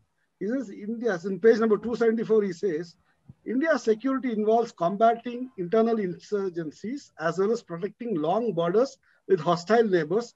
This requires considerable manpower that consumes the bulk of the military budget. Insufficient funds remain for indigenous R&D and technology-related modernization. India is dependent on imported weapons to defend itself. India might find itself facing Pakistani boots on the ground weaponized by China's AI-based technology. And this is the moot point which I'd like to present to you, Lieutenant General Shankar. You have been there, you have done that, you have been successful. Please share your thoughts on this matter. Yeah, I will. You see, I've studied China, like you studied AI, I've studied China for 40 years from a military point of view. Okay. Historically, barring 1962, where we were politically inept, we have kicked their ass very brutally. And even now. To say that the Indian Army and General Shankar are going to be chastened next year is a very, very, very short-term way of looking at life by China. We are not going to be rubbed by our nose, nothing. Don't worry. I think people who live in Bangalore and USA and all don't know what China is across the border from a security point of view. One. Number two, AI has to exist in an environment. It is not a standalone system which is going to do everything for you, and drones are going to kill everything. Drones don't function where we are with China. And if you go into the geopolitics of the whole thing and where China is going, you study their economy, you study the way they're growing, everything, they're not fighters. Ultimately, battles have to be won by people. Like AI doesn't fight, people fight. Drones don't fight, right? You have to fight. And if what China and Pakistan can do together, they should have done 6 months back, 8 months back. They're stuck. So I think, it's nice to say that everyone is going to grow the way they're going to grow and India is going to be left back and, we are not doing anything and all that. I think is pretty pessimistic. Okay. I've seen this country grow from village level to where it is in a far more different manner. Right. And I've traveled the length and breadth of this country from north to south and east to west. Okay.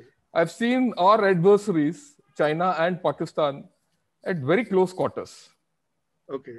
I've studied their economy, Okay. right? And if you see my articles, every second article of mine is on the economy, In the on China or Pakistan, Okay. right? And my blog. And people in China follow me. Okay. Right? People in China follow me.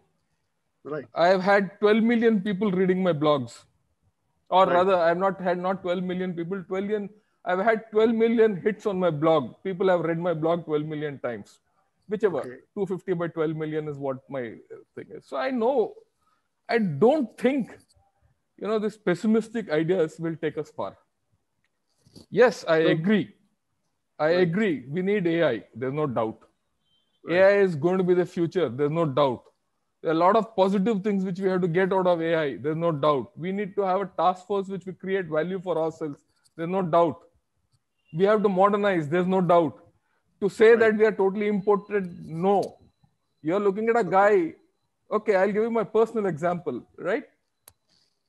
From 84 to 2020, or rather not 2000, till 2015, we didn't buy a gun, a 155 gun. The last one which we bought was Bofors. You're talking to a guy who's introduced 4 gun systems into the Indian Army, made in India. You're talking to a guy who's, flown the first missile, 1980, with Dr. Abdul Kalam. I mean, let's not belittle ourselves to say that the Yanks have done everything for us. Yes, I agree. Or the Yanks or the Britishers or the Chinese, they're not gone so far ahead that we have to feel bad about it. The innate power of India will take us through. Don't worry. One of the things we should understand about world history, because we have suffered, is technological breakthrough in weapons, how they led to civilizations coming down. Babur brought cannons for the first time into the Indian subcontinent, and you know what that led to. The Portuguese and the Dutch and the Europeans brought cannons on ship for the first time, and you know what that led to. The stories of the history of military conquest is about technological leapfrogging, where the other guy doesn't have it and he doesn't even know, he trivializes it, and the invader comes and he's got it. The shoulder Stinger missile, because semiconductors had advanced to a point in the United States that they could miniaturize the technology of a missile so that an uneducated Afghani fellow can, on his shoulder, carry this missile and shoot down a Soviet plane 15,000 feet altitude, with no big equipment, nothing, shoulder, and he can shoot it down. This is because something the Soviets could not match, because they did not have the semiconductor to do the same circuitry. They would need something the size of a truck, which you can't carry on your shoulder. So this semiconductor-based Stinger missile breakthrough brought down the Soviet empire, because they lost in Afghanistan mainly because their air force was useless against these Mujahideens, because the Americans supplied them with Stinger missiles. Of course, later the Americans made a stupid mistake not taking those back, because now those Mujahideens became these Taliban and shooting down Americans now. So that is a stupid policy. But the role of technology in bringing down an empire is very recent, this whole thing about Stinger. So I'm saying that AI as a game changer is so dramatic. In China is the largest amount of, they are the leading edge in drones, and they're leading edge in robotics. There are more robots in China than USA and Europe combined, probably around the same number. So China's technologies, the drone technology, able to go around and recognize with facial recognition, recognize this particular individual in a stadium of thousands of people. Imagine if you want to shoot down one person quietly, this little drone with one bullet and one camera can go around looking for that's the person, shoot him and go. And this can be done at night. This can be, with night vision, with infrared. You can miniaturize these things. They're disposable. You can throw them away. What will we do defending against lakhs of these things coming? So I don't think you're living in some phase of, imagination, that all this will happen, because these things don't happen. So Take it let from me a guy. tell you, Take it from a guy who's fought, who's been in battle for 40 years. Yeah, who's sure. brought drones into this country, right? I've handled drones for the past 25 years. So I think you're making too much of it. No, I understand. Okay. I think you're making too much of it. No, I understand. Don't think that China is going to rule the world and with their AI power going to. There's a lot of limitations for all this. I understand, right. But I think we should develop scenarios. And also, don't get away with the impression that we are not doing anything. Okay. Sir, you yourself have written that ordnance factory does not produce ordnance quality, right? So, I agree with you. We have a lot of problems. So we have not done the institutional reform that is needed. I agree with you. To produce weapon systems that would, except in one area, missiles, and that Abdul Kalam had role to play. But by and large, we have not I agree with you. I am not saying that we are this thing, but to write us ourselves off is also not right. It's not black and white. It's not black and white. My parents were in Mandela in 1962. This was the same kind of optimism and misplaced kind of sense of comfort that created the problem in 1962. Because the Indian armed forces are strong. Right. Of course they are. I come from a state which contributes 3 regiments. Right? The Punjab, Sikh and Dogra regiment. So I understand that. But I think for their sake, you have to give them technology for them to be doing justice. I agree with you. It's not as if we are living in moronic ages, with fighting with spears. There is a lot. See, where we have tremendous problems. Our country is full of problems. One of the reasons why I'm in IIT is to bridge this gap. Fantastic. Right? You must understand, you're talking to a guy who's not an engineer also, but who's talking about AI. Right. And General Shankar, we are not doubting your contribution. No, I'm not talking about my contribution. There are many more like your perspective. We are not doubting. No, nor are we saying. Say. You're getting General Shankar, may I just say, we are not doubting the strength of the Indian army. We are not disrespecting them. We are not saying it's a one-way street. We are not doing any of the things that you are saying we are doing. We are not doing that. We are just putting on the table. We are putting on the table different scenarios. Nobody can crystallize crystal ball what will happen. We are putting different scenarios and we are looking at risk factors. This is called stress analysis. When you do stress testing, you put out different factors, different risk factors, and you evaluate them. So the point I'm making is the past of what all you have accomplished with guns and all that notwithstanding, let me just tell you, the Indian military wants to buy foreign weapons. Why they want to buy? I don't think so. Why they want to buy a Rafale jet? Sir. Rafale jet costs tens of millions of dollars. They want to buy the Rafale jet. The Navy wants to buy this stuff. The Army wants to buy this stuff. Why they want to buy this stuff? Because they feel for the indigenous things to develop, it will take 10 years. We have to bridge the gap. In the meantime, we have to buy foreign stuff. Otherwise, we would not be wasting so much foreign exchange. So the issue is between now and 2030, we are exposed and we need foreign stuff. That is a fact that the Indian military has concluded. The Defense Ministry has concluded. May I come in here, Rajivji? Yeah, please. May I just come in? I think what General Saab says is very important, and he's essentially saying that there is enough capability and capacity to meet the threats that are there. And the very fact that the LCA jet, which has been indigenously developed, is going to be deployed is a standing evidence of the fact that Atmanirbharta is coming out in the field of defense too. At the same time, I'd like to tell General Saab that what Rajivji is talking about is only the future. It's not about the past, right? And the point is to learn the lessons from the past, which is what Sharad is bringing out. And essentially the lesson, if I may kind of take just about a minute time to quote Rajivji in this page number 3091 paragraph, he says, India's decision makers simply do not seem to acknowledge the risk of foreign surveillance. And that's because AI and data are very interlinked. Given the ubiquitous nature of surveillance by the foreign companies and governments, the reasonable assumption should be that important Indian leaders and bureaucrats are being tracked by the abundance of their private data sitting on the foreign systems. So like, for example, the fact that you had 12 million hits for the blog that you write is a very, very important thing, because it shows that people are looking at you to understand how Indian military systems work. Point one.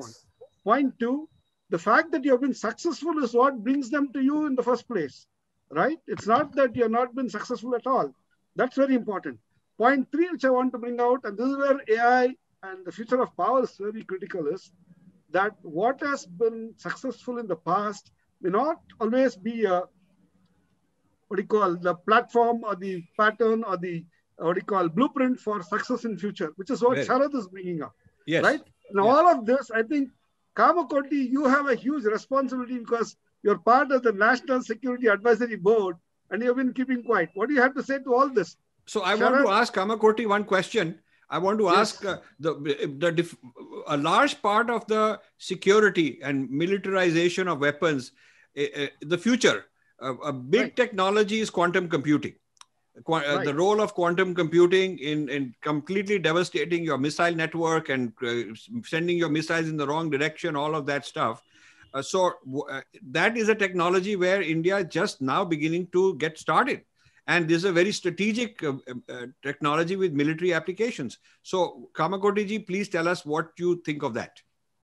So let me just address this bigger point of where we stand from a security perspective. So when we look at a communication or a computation stack, where we are looking at where you run your AI algorithms, where you run, there is a clear notion that there are two components: the hardware and the software.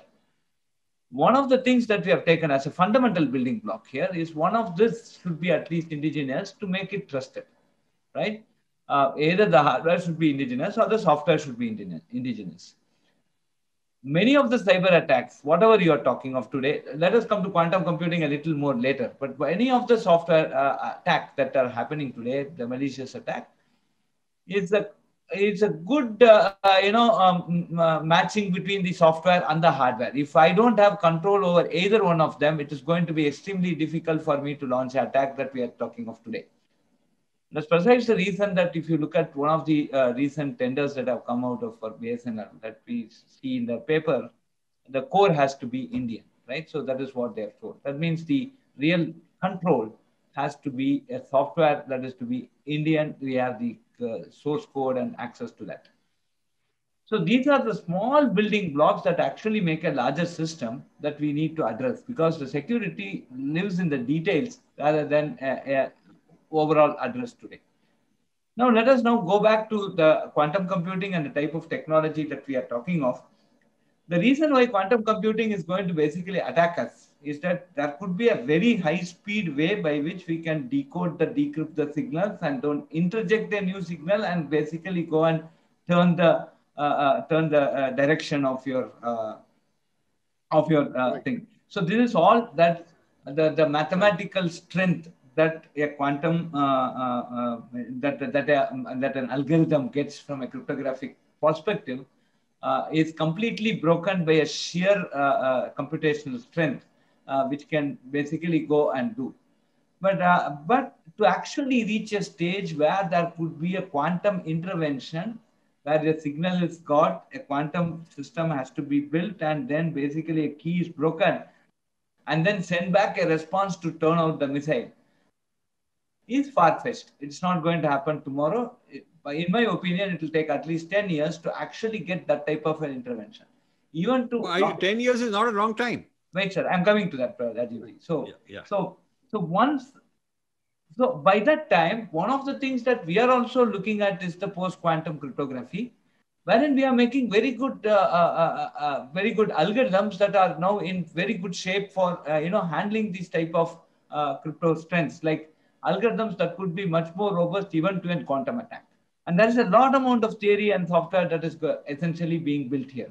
So my take on this is that yes, there are the West, or say our neighbors, are very good at implementing certain systems with very good precision, but actually the mathematical strength lies in India, where we actually can bring in that software and the mathematical components and algorithms, which can actually compete with them and give a very tough fight. And so, yes, we need to build indigenous, 1 minute, Mohan, I'll just finish it. And we need to build indigenous manufacturing facilities. And then I think the government is making steps towards that. It was the first and foremost, why indigenous thing? So just translating this question, why are we not today having a 7 nanometer fab in our country? Because we did not have the market, right? So the market now has grown. Design decisions are being made here. We are getting an IoT world. We are looking at billion devices. Now you actually see at least the assembly of mobile phones have come into our country. Now we need to bring in packaging, then we need to bring in manufacturing, right? The semiconductor manufacturing. I think this flow will happen. So eventually, because of the need, the market potential, and then the policies of government, we will build in this manufacturing ability. And that is where our system building capability, whether it's going to be quantum or post-quantum also, will start developing in a big way. So once we have that facility here, and then we have the mathematical strength, I think that is where we are going to meet this sort of the challenge, which is certainly imminent within next 10 to 15 years. Yes. So I fully agree with Kamakoti. One of the strategic areas India has to get into is hardware, is semiconductors. And the 7 nanometer will, by the time we catch up with it, it'll be 5 nanometer. I mean, IBM is still working on below 5 nanometer. I know the guy who's doing it. So basically, I feel that we are in a race where we are behind. We are starting very late. India lost the semiconductor race during Rajiv Gandhi's time. When he was prime minister, he visited Dallas or somewhere in Texas. He visited one of these semiconductor places. It might have been Texas Instrument or one of those guys. And he made a very stupid quote when somebody asked him, why don't we invest in chips, semiconductor chips? And he sort of said, I don't know whether it is semiconductor chips or potato chips that I'd rather have. Some stupid, idiotic remark. I mean, he just did not understand. In those days, it was a few tens of millions of dollars. Now it will be $20 billion investment. And it'll take you a long time. China has the money. China is also behind because it's South Korea, Japan, USA, and Taiwan, and to some extent Israel that are at the cutting edge of this semiconductors. China, with all their effort, is still not caught up. It'll take them some time, but they were sure they will catch up. India needs to catch up. But while it is good to make statements and make a proposal and allocate budget and all that, to do it is a very difficult job. I know that LCA is successful, but do you know how many decades it's been? How much cost overrun? How many delays to make it happen? So these things, if the plan is that in 10 years we'll catch up with 7 nanometers, by then the world will be even ahead. Our ability to catch up in 10 years is yet to be seen. And in a recent discussion I had with another gentleman who's into all this, it's on the air. One of my panel discussions is on this issue. Basically, he gave the example that we were going at 20 speed and now we are going at 50 and we are very happy about it. But the enemy is going at 70. So the thing is that while we are investing all this money, the annual expenditure that China has is many-fold bigger than us in all these areas where they are already ahead. So Rajivji, what you're essentially, I'll tell you what, in a kind of summary, if I may kind of say so, is that all this discussion points to only one thing, and that is called the leadership has to develop this comprehensive 360-degree way of looking at the challenges and problems that's coming up ahead. And I'm sure all of us have shared thoughts. Lieutenant General Shankar was so very grounded and he wanted to share from his experience what can happen. He was very optimistic, and I think a lot of the Indian leadership is very optimistic.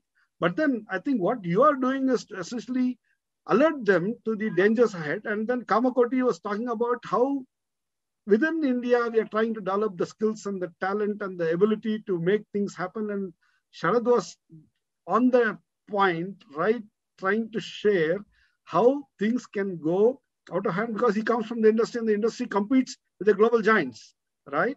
And it has successfully competed against them and trying to come up with Aadhaar and UPI and whatnot, which is being recommended by countries to be absorbed in their own systems. And that's kind of outstanding leadership too, right? So I just want to share one thought, and I'll go around with each one of you. Please share your thoughts on this. And I think we have spent I think the time just has gone by 2 hours, even without we noticing it. And it's very good that we had a heated discussion, because that's the whole point about this discussion. We need to have different viewpoints. We need to agree to agree. And if only agree to agree, then that's of no use. We need to agree to disagree, and we need to bring out those perspectives too. And that was very great. I just want to bring only one statement. And this is something which Rajiv talks about in page 310 about Indian leadership, right? Just as it happened during the British colonialism, India's leadership over decades has potentially compromised the nation. The complexity and the carelessness have become the accepted norm over time and resulted in such a data heist. And of course, data is the foundation for AI and any new technology that comes up. Data heist in full view of the public and right under the nose of the government.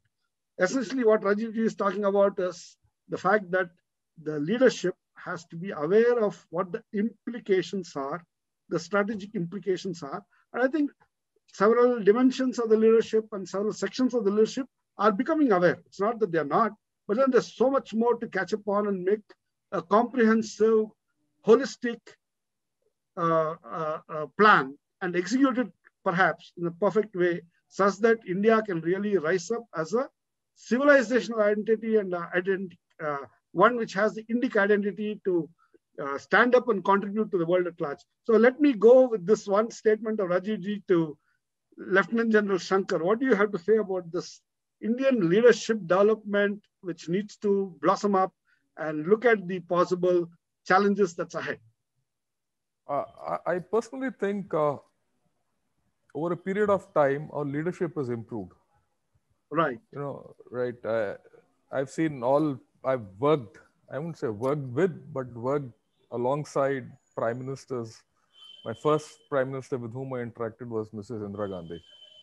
And I've interacted with all the prime ministers from then. I've interacted with most defense ministers from that time. And later in my life, I interacted very, very intimately with 3 or 4 defense ministers when I was in the senior ranks. I think leadership has come of a long way. To say that they don't understand anything, don't understand the power of modern technology, not only AI, everything else, is probably underrating them. Okay. But the challenges which they face are so humongous that they're not able to focus on one particular technology in which they should have made game changers or winning bets for India. Okay. I see that changing. I see that changing in the past half a decade, especially with Mr. Modi. Wonderful. He's taking some winning bets. He's taking some risks, which I hope will pay off for our country in the long term. Great. And today's leadership is more attuned to the fact that we need to get India to a different pedestal. We also have to understand that our journey has been 70 years old. Before that, we never had a journey as a country. We never existed as a country, as a nation, the way we are. We are going to be far behind the curve on many issues. But my hope is that at least on a couple of issues, did we get ahead of the curve and set the standard, like what Mr. Sharad was saying, and be the standard. And I'm sure it will happen. I'm an optimist by nature. Yep. Right. And that's a very important point, to be optimistic, and yet we have to put in a lot of efforts. And you have what you have. You have to make do with what you have, and you must do your best for that. And that's the way to go. You are the ground level, very grounded artillery man through and through. Yes, sir. So coming to Sharad, I just want to ask you, Sharad, modernization of the masses and the way the opinions have been swung around, and like what Rajiv told, the farmers' protests and how the whole opinion is being shaped. It's a perception war, a psychological operations war, rather than the farmer true farmer on the field, really wanting to know what the nature of governance is and how the leadership is evolved, like Lieutenant General Shankar was talking about Modi's take on all of this and what kind of promise exists. I just want to ask you this big question. Carelessness and complacency has been a hallmark indicator of the kind of leadership that you had. Do you think that going forward, and this is very important, especially in the world of leveraging AI and its related technologies, you think we can really make a difference quickly, fast in getting the leadership up to speed? You're from the industry, right? So what's your take? So my view is that, look, we turned to Europe after 47, for the socialist kind of a economic model, which was a mistake. Come 92, we could have embraced at that time an economic model which was based on science and technology, right? The Japanese did it in 60s, the Koreans did it in 70s, the Israelis and the Chinese did this in 80s. We could have done it in 90s, but we did not do that. And we got away. Why did we get away? Because the system was so bad that just bringing a little bit of relaxation in the regulation, Raj, gave us a pump and a jump, and we thought we were home free. But now I think the lasting legacy of Mr. Malhotra's book is going to be to bring this to reality, that was insufficient. And it is time that we embrace that architecture, economic architecture, because without economic power, you will not have military power. You will not even have soft power. And for that economic architecture to be embraced of public goods and private innovation, we can't use a Korean template. We can't use a Japanese template. We have to invent our own template. And we haven't discussed this, but the only template that I know of is coming actually from what we know from vaccines. It comes from BIRAC, an institute that was set up in 2008, which back in time gave 50 crores for testing of rotavirus. And we became the leader in rotavirus. And that set in motion a cascading effect where we have something to do with the vaccine. And this is a 10-year, 15-year journey, but it involves us learning that BIRAC template, figuring out how to apply it to new sectors. And that is a conversation that is a very important conversation. And that would allow us to move forward. And I'm cautiously optimistic that will happen, not because of any other reason, but we, as they say, we change when all other options are exhausted. And I think all other options are exhausted. So now change is upon us. So this is what we're going to deal with as we go. Wonderful, wonderful. I think this public-private partnership with sitting in the hot seat of having to face the problem in the Indic way is something which is going to really, which has to be faced and which has to really multiply manifold. And maybe I should take this to Professor Kamakoti. You have been pioneering the Shakti family of processors, and that's in the world of computing. You have been the chairman of the AI task force.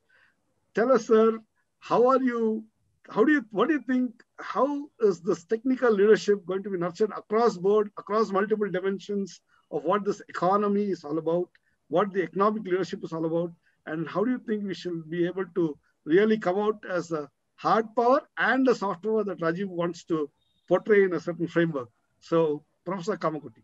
Yeah. So, with respect to soft power, I think government has started something. For example, Man Ki Baat is a very interesting thing where, we just drive we just convey what the government wants to do. And sometimes if there is a fake propaganda by the social media, through the social media platforms, I think there are something. So there are a lot more communications that we see, more use of course, Rajiv will not agree on these platforms like Twitter, etc. Over a period of time, probably we'll have our own Indian platforms for doing this.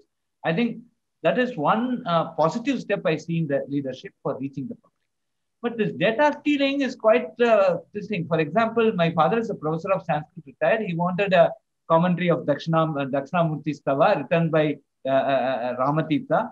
And this was in some foreign library. And we had to pay £5 per sheet to get it. Okay, so this data stealing started in 8th century before. I don't think Ramatita went to that foreign country to write this comment. So he has written it here. Right? Now, somewhere we have to arrest. First and foremost, I think the empowerment will come when the PDPR comes. As Sharad actually pointed out, right? When the PDFPR comes, then there should be a sector-wise policy that needs to, the sector-wise process that needs to evolve. PDPR may give you the policies, but then we need processes that will enforce these policies. I think that is going to be a really challenging task. And then that will basically evolve data exchanges. And that is where we can provide. So from a bureaucratic perspective, they need a support of a particular law or an ordinance or whatever. They need a support of some sort of legal power to basically enforce this. And I think GDPR now makes a very important thing. And overall, I believe I'm also very optimistic, and that's why I've stayed back in India. And so I believe that some of the Make in India policies, So, do you think the leadership has to be nurtured so they can appreciate the kind of things that I don't think that the leadership is not aware of the things that we are talking of. I think they are nurtured, they know about what this is, but they need policies to basically govern, basically support them, right? So they want to make a decision today whether data should be localized or not. We need a policy, right? Then PDPR has to come in place. Then only we can basically take up that as a policy. See, bureaucracy runs by rules, right? They can't go by rules, and we need to have strong rules. And the rules are evolving. And as the change are happening, the rules have to evolve and the rules will change, and then it has to. I think it's a very interesting debate that can happen between Sharad and you, Professor Kamakoti, because of only one reason. Industry wants to be unshackled. You need to have bureaucracy that lives up to this unshackling and yet being in control so that the governance can happen. But then on that note, I just wanted to ask Rajiv ji, because you're going to have the last word of this discussion. We have spent about 2.25 hours, 2 hours, 20 minutes into this. And I just want to ask Rajiv ji, what is it that has to be done by the Indian leadership to be able to gather the positive, optimistic prospects of how India can face the future in a strong, successful way? Can you please share your thoughts on that, especially since you have mentioned many of these points in the book? Yes. So first of all, I think that when we talk about leadership being good, I think people are talking about the Modi government, but the leadership that is actually running the show is the bureaucrats, the IAS, and they haven't been changed. They have not reformed. I have gone and given talks at the Missouri, where they train these bureaucrats at the top highest level. I mean, I've gotten to know some of those people. I know about the UPSC exam, how they select, how they train them.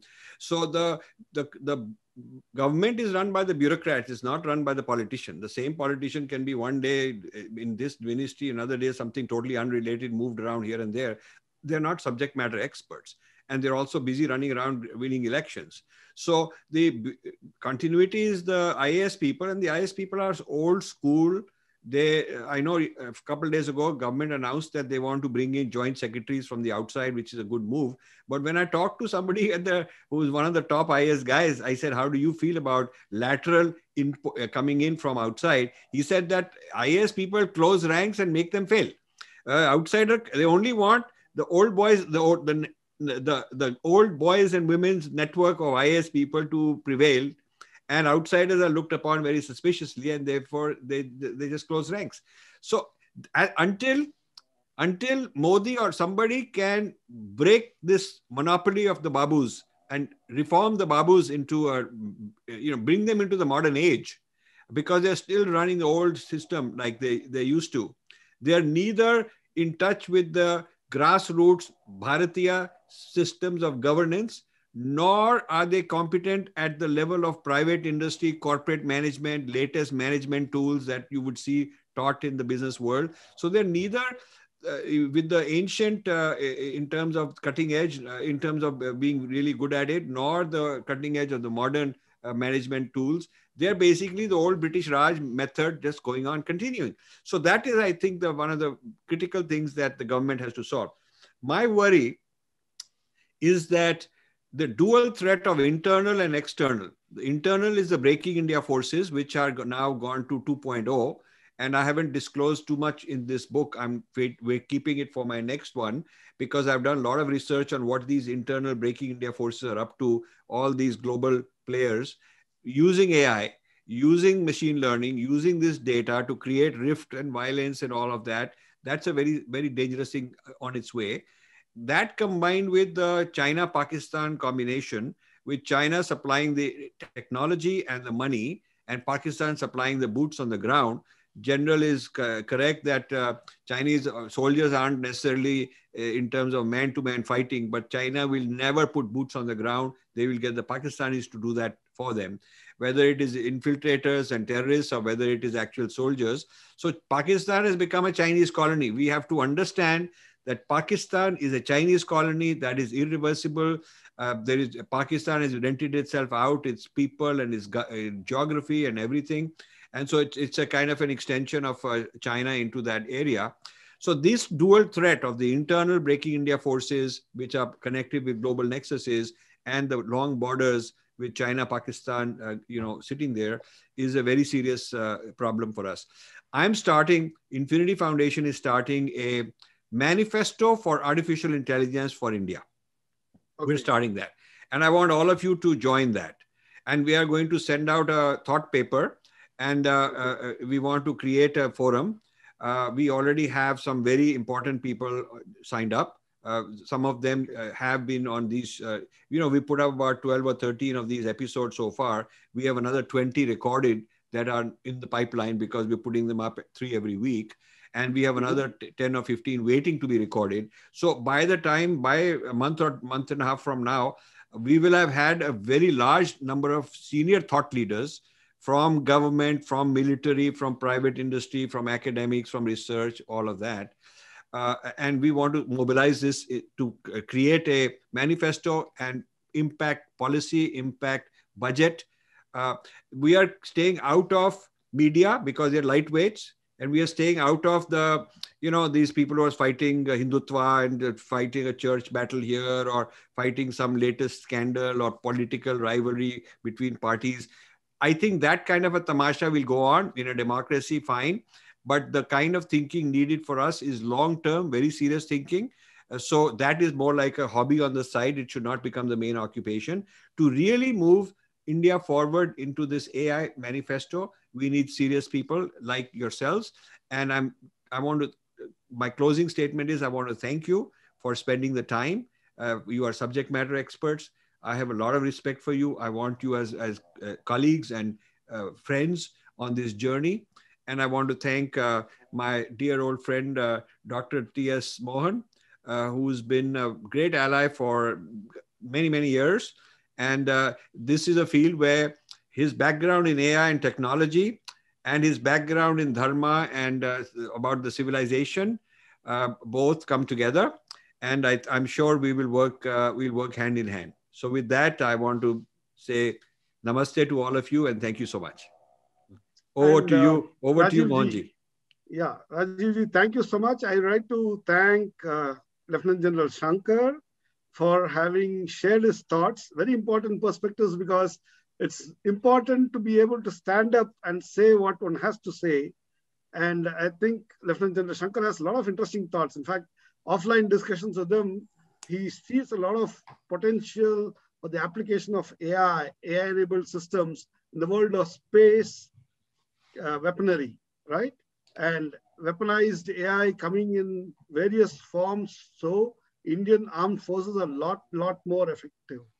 I'd like to thank Sharad Sharma for having shown what industry leadership could mean, even if we have a certain possibly baggage-oriented leadership, governance leadership that did not stifle, but encouraged, and then they could show what public-private partnership could do. And I think our Prime Minister Modi's government has been very, very proactive in enabling that in a big way. And of course, I'd like to thank Prof Kamakoti, because what he is doing is absolutely grounded within the Indian framework. At the same time, looking at the potential for what technology can mean and can do to look up the challenges and square off on what Rajivji is talking about. And Kamakoti, yes, there is a very interesting statement that Rajivji made. I don't think I heard it earlier. He talked about the AI manifesto, and that's something that's very interesting. Perhaps another session, another talk, another time, another discussion. We should really have a look at it. On that note, thank you all. Very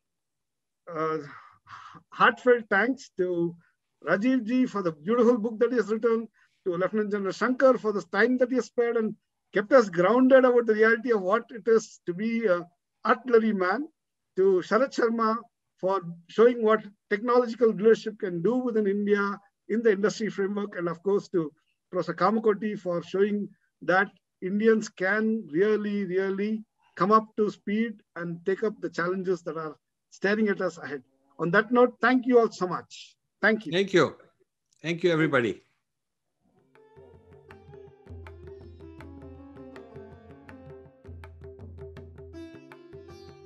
Thank you for watching. You can subscribe here and also hit the bell icon to make sure you get notified. To donate, please click this button.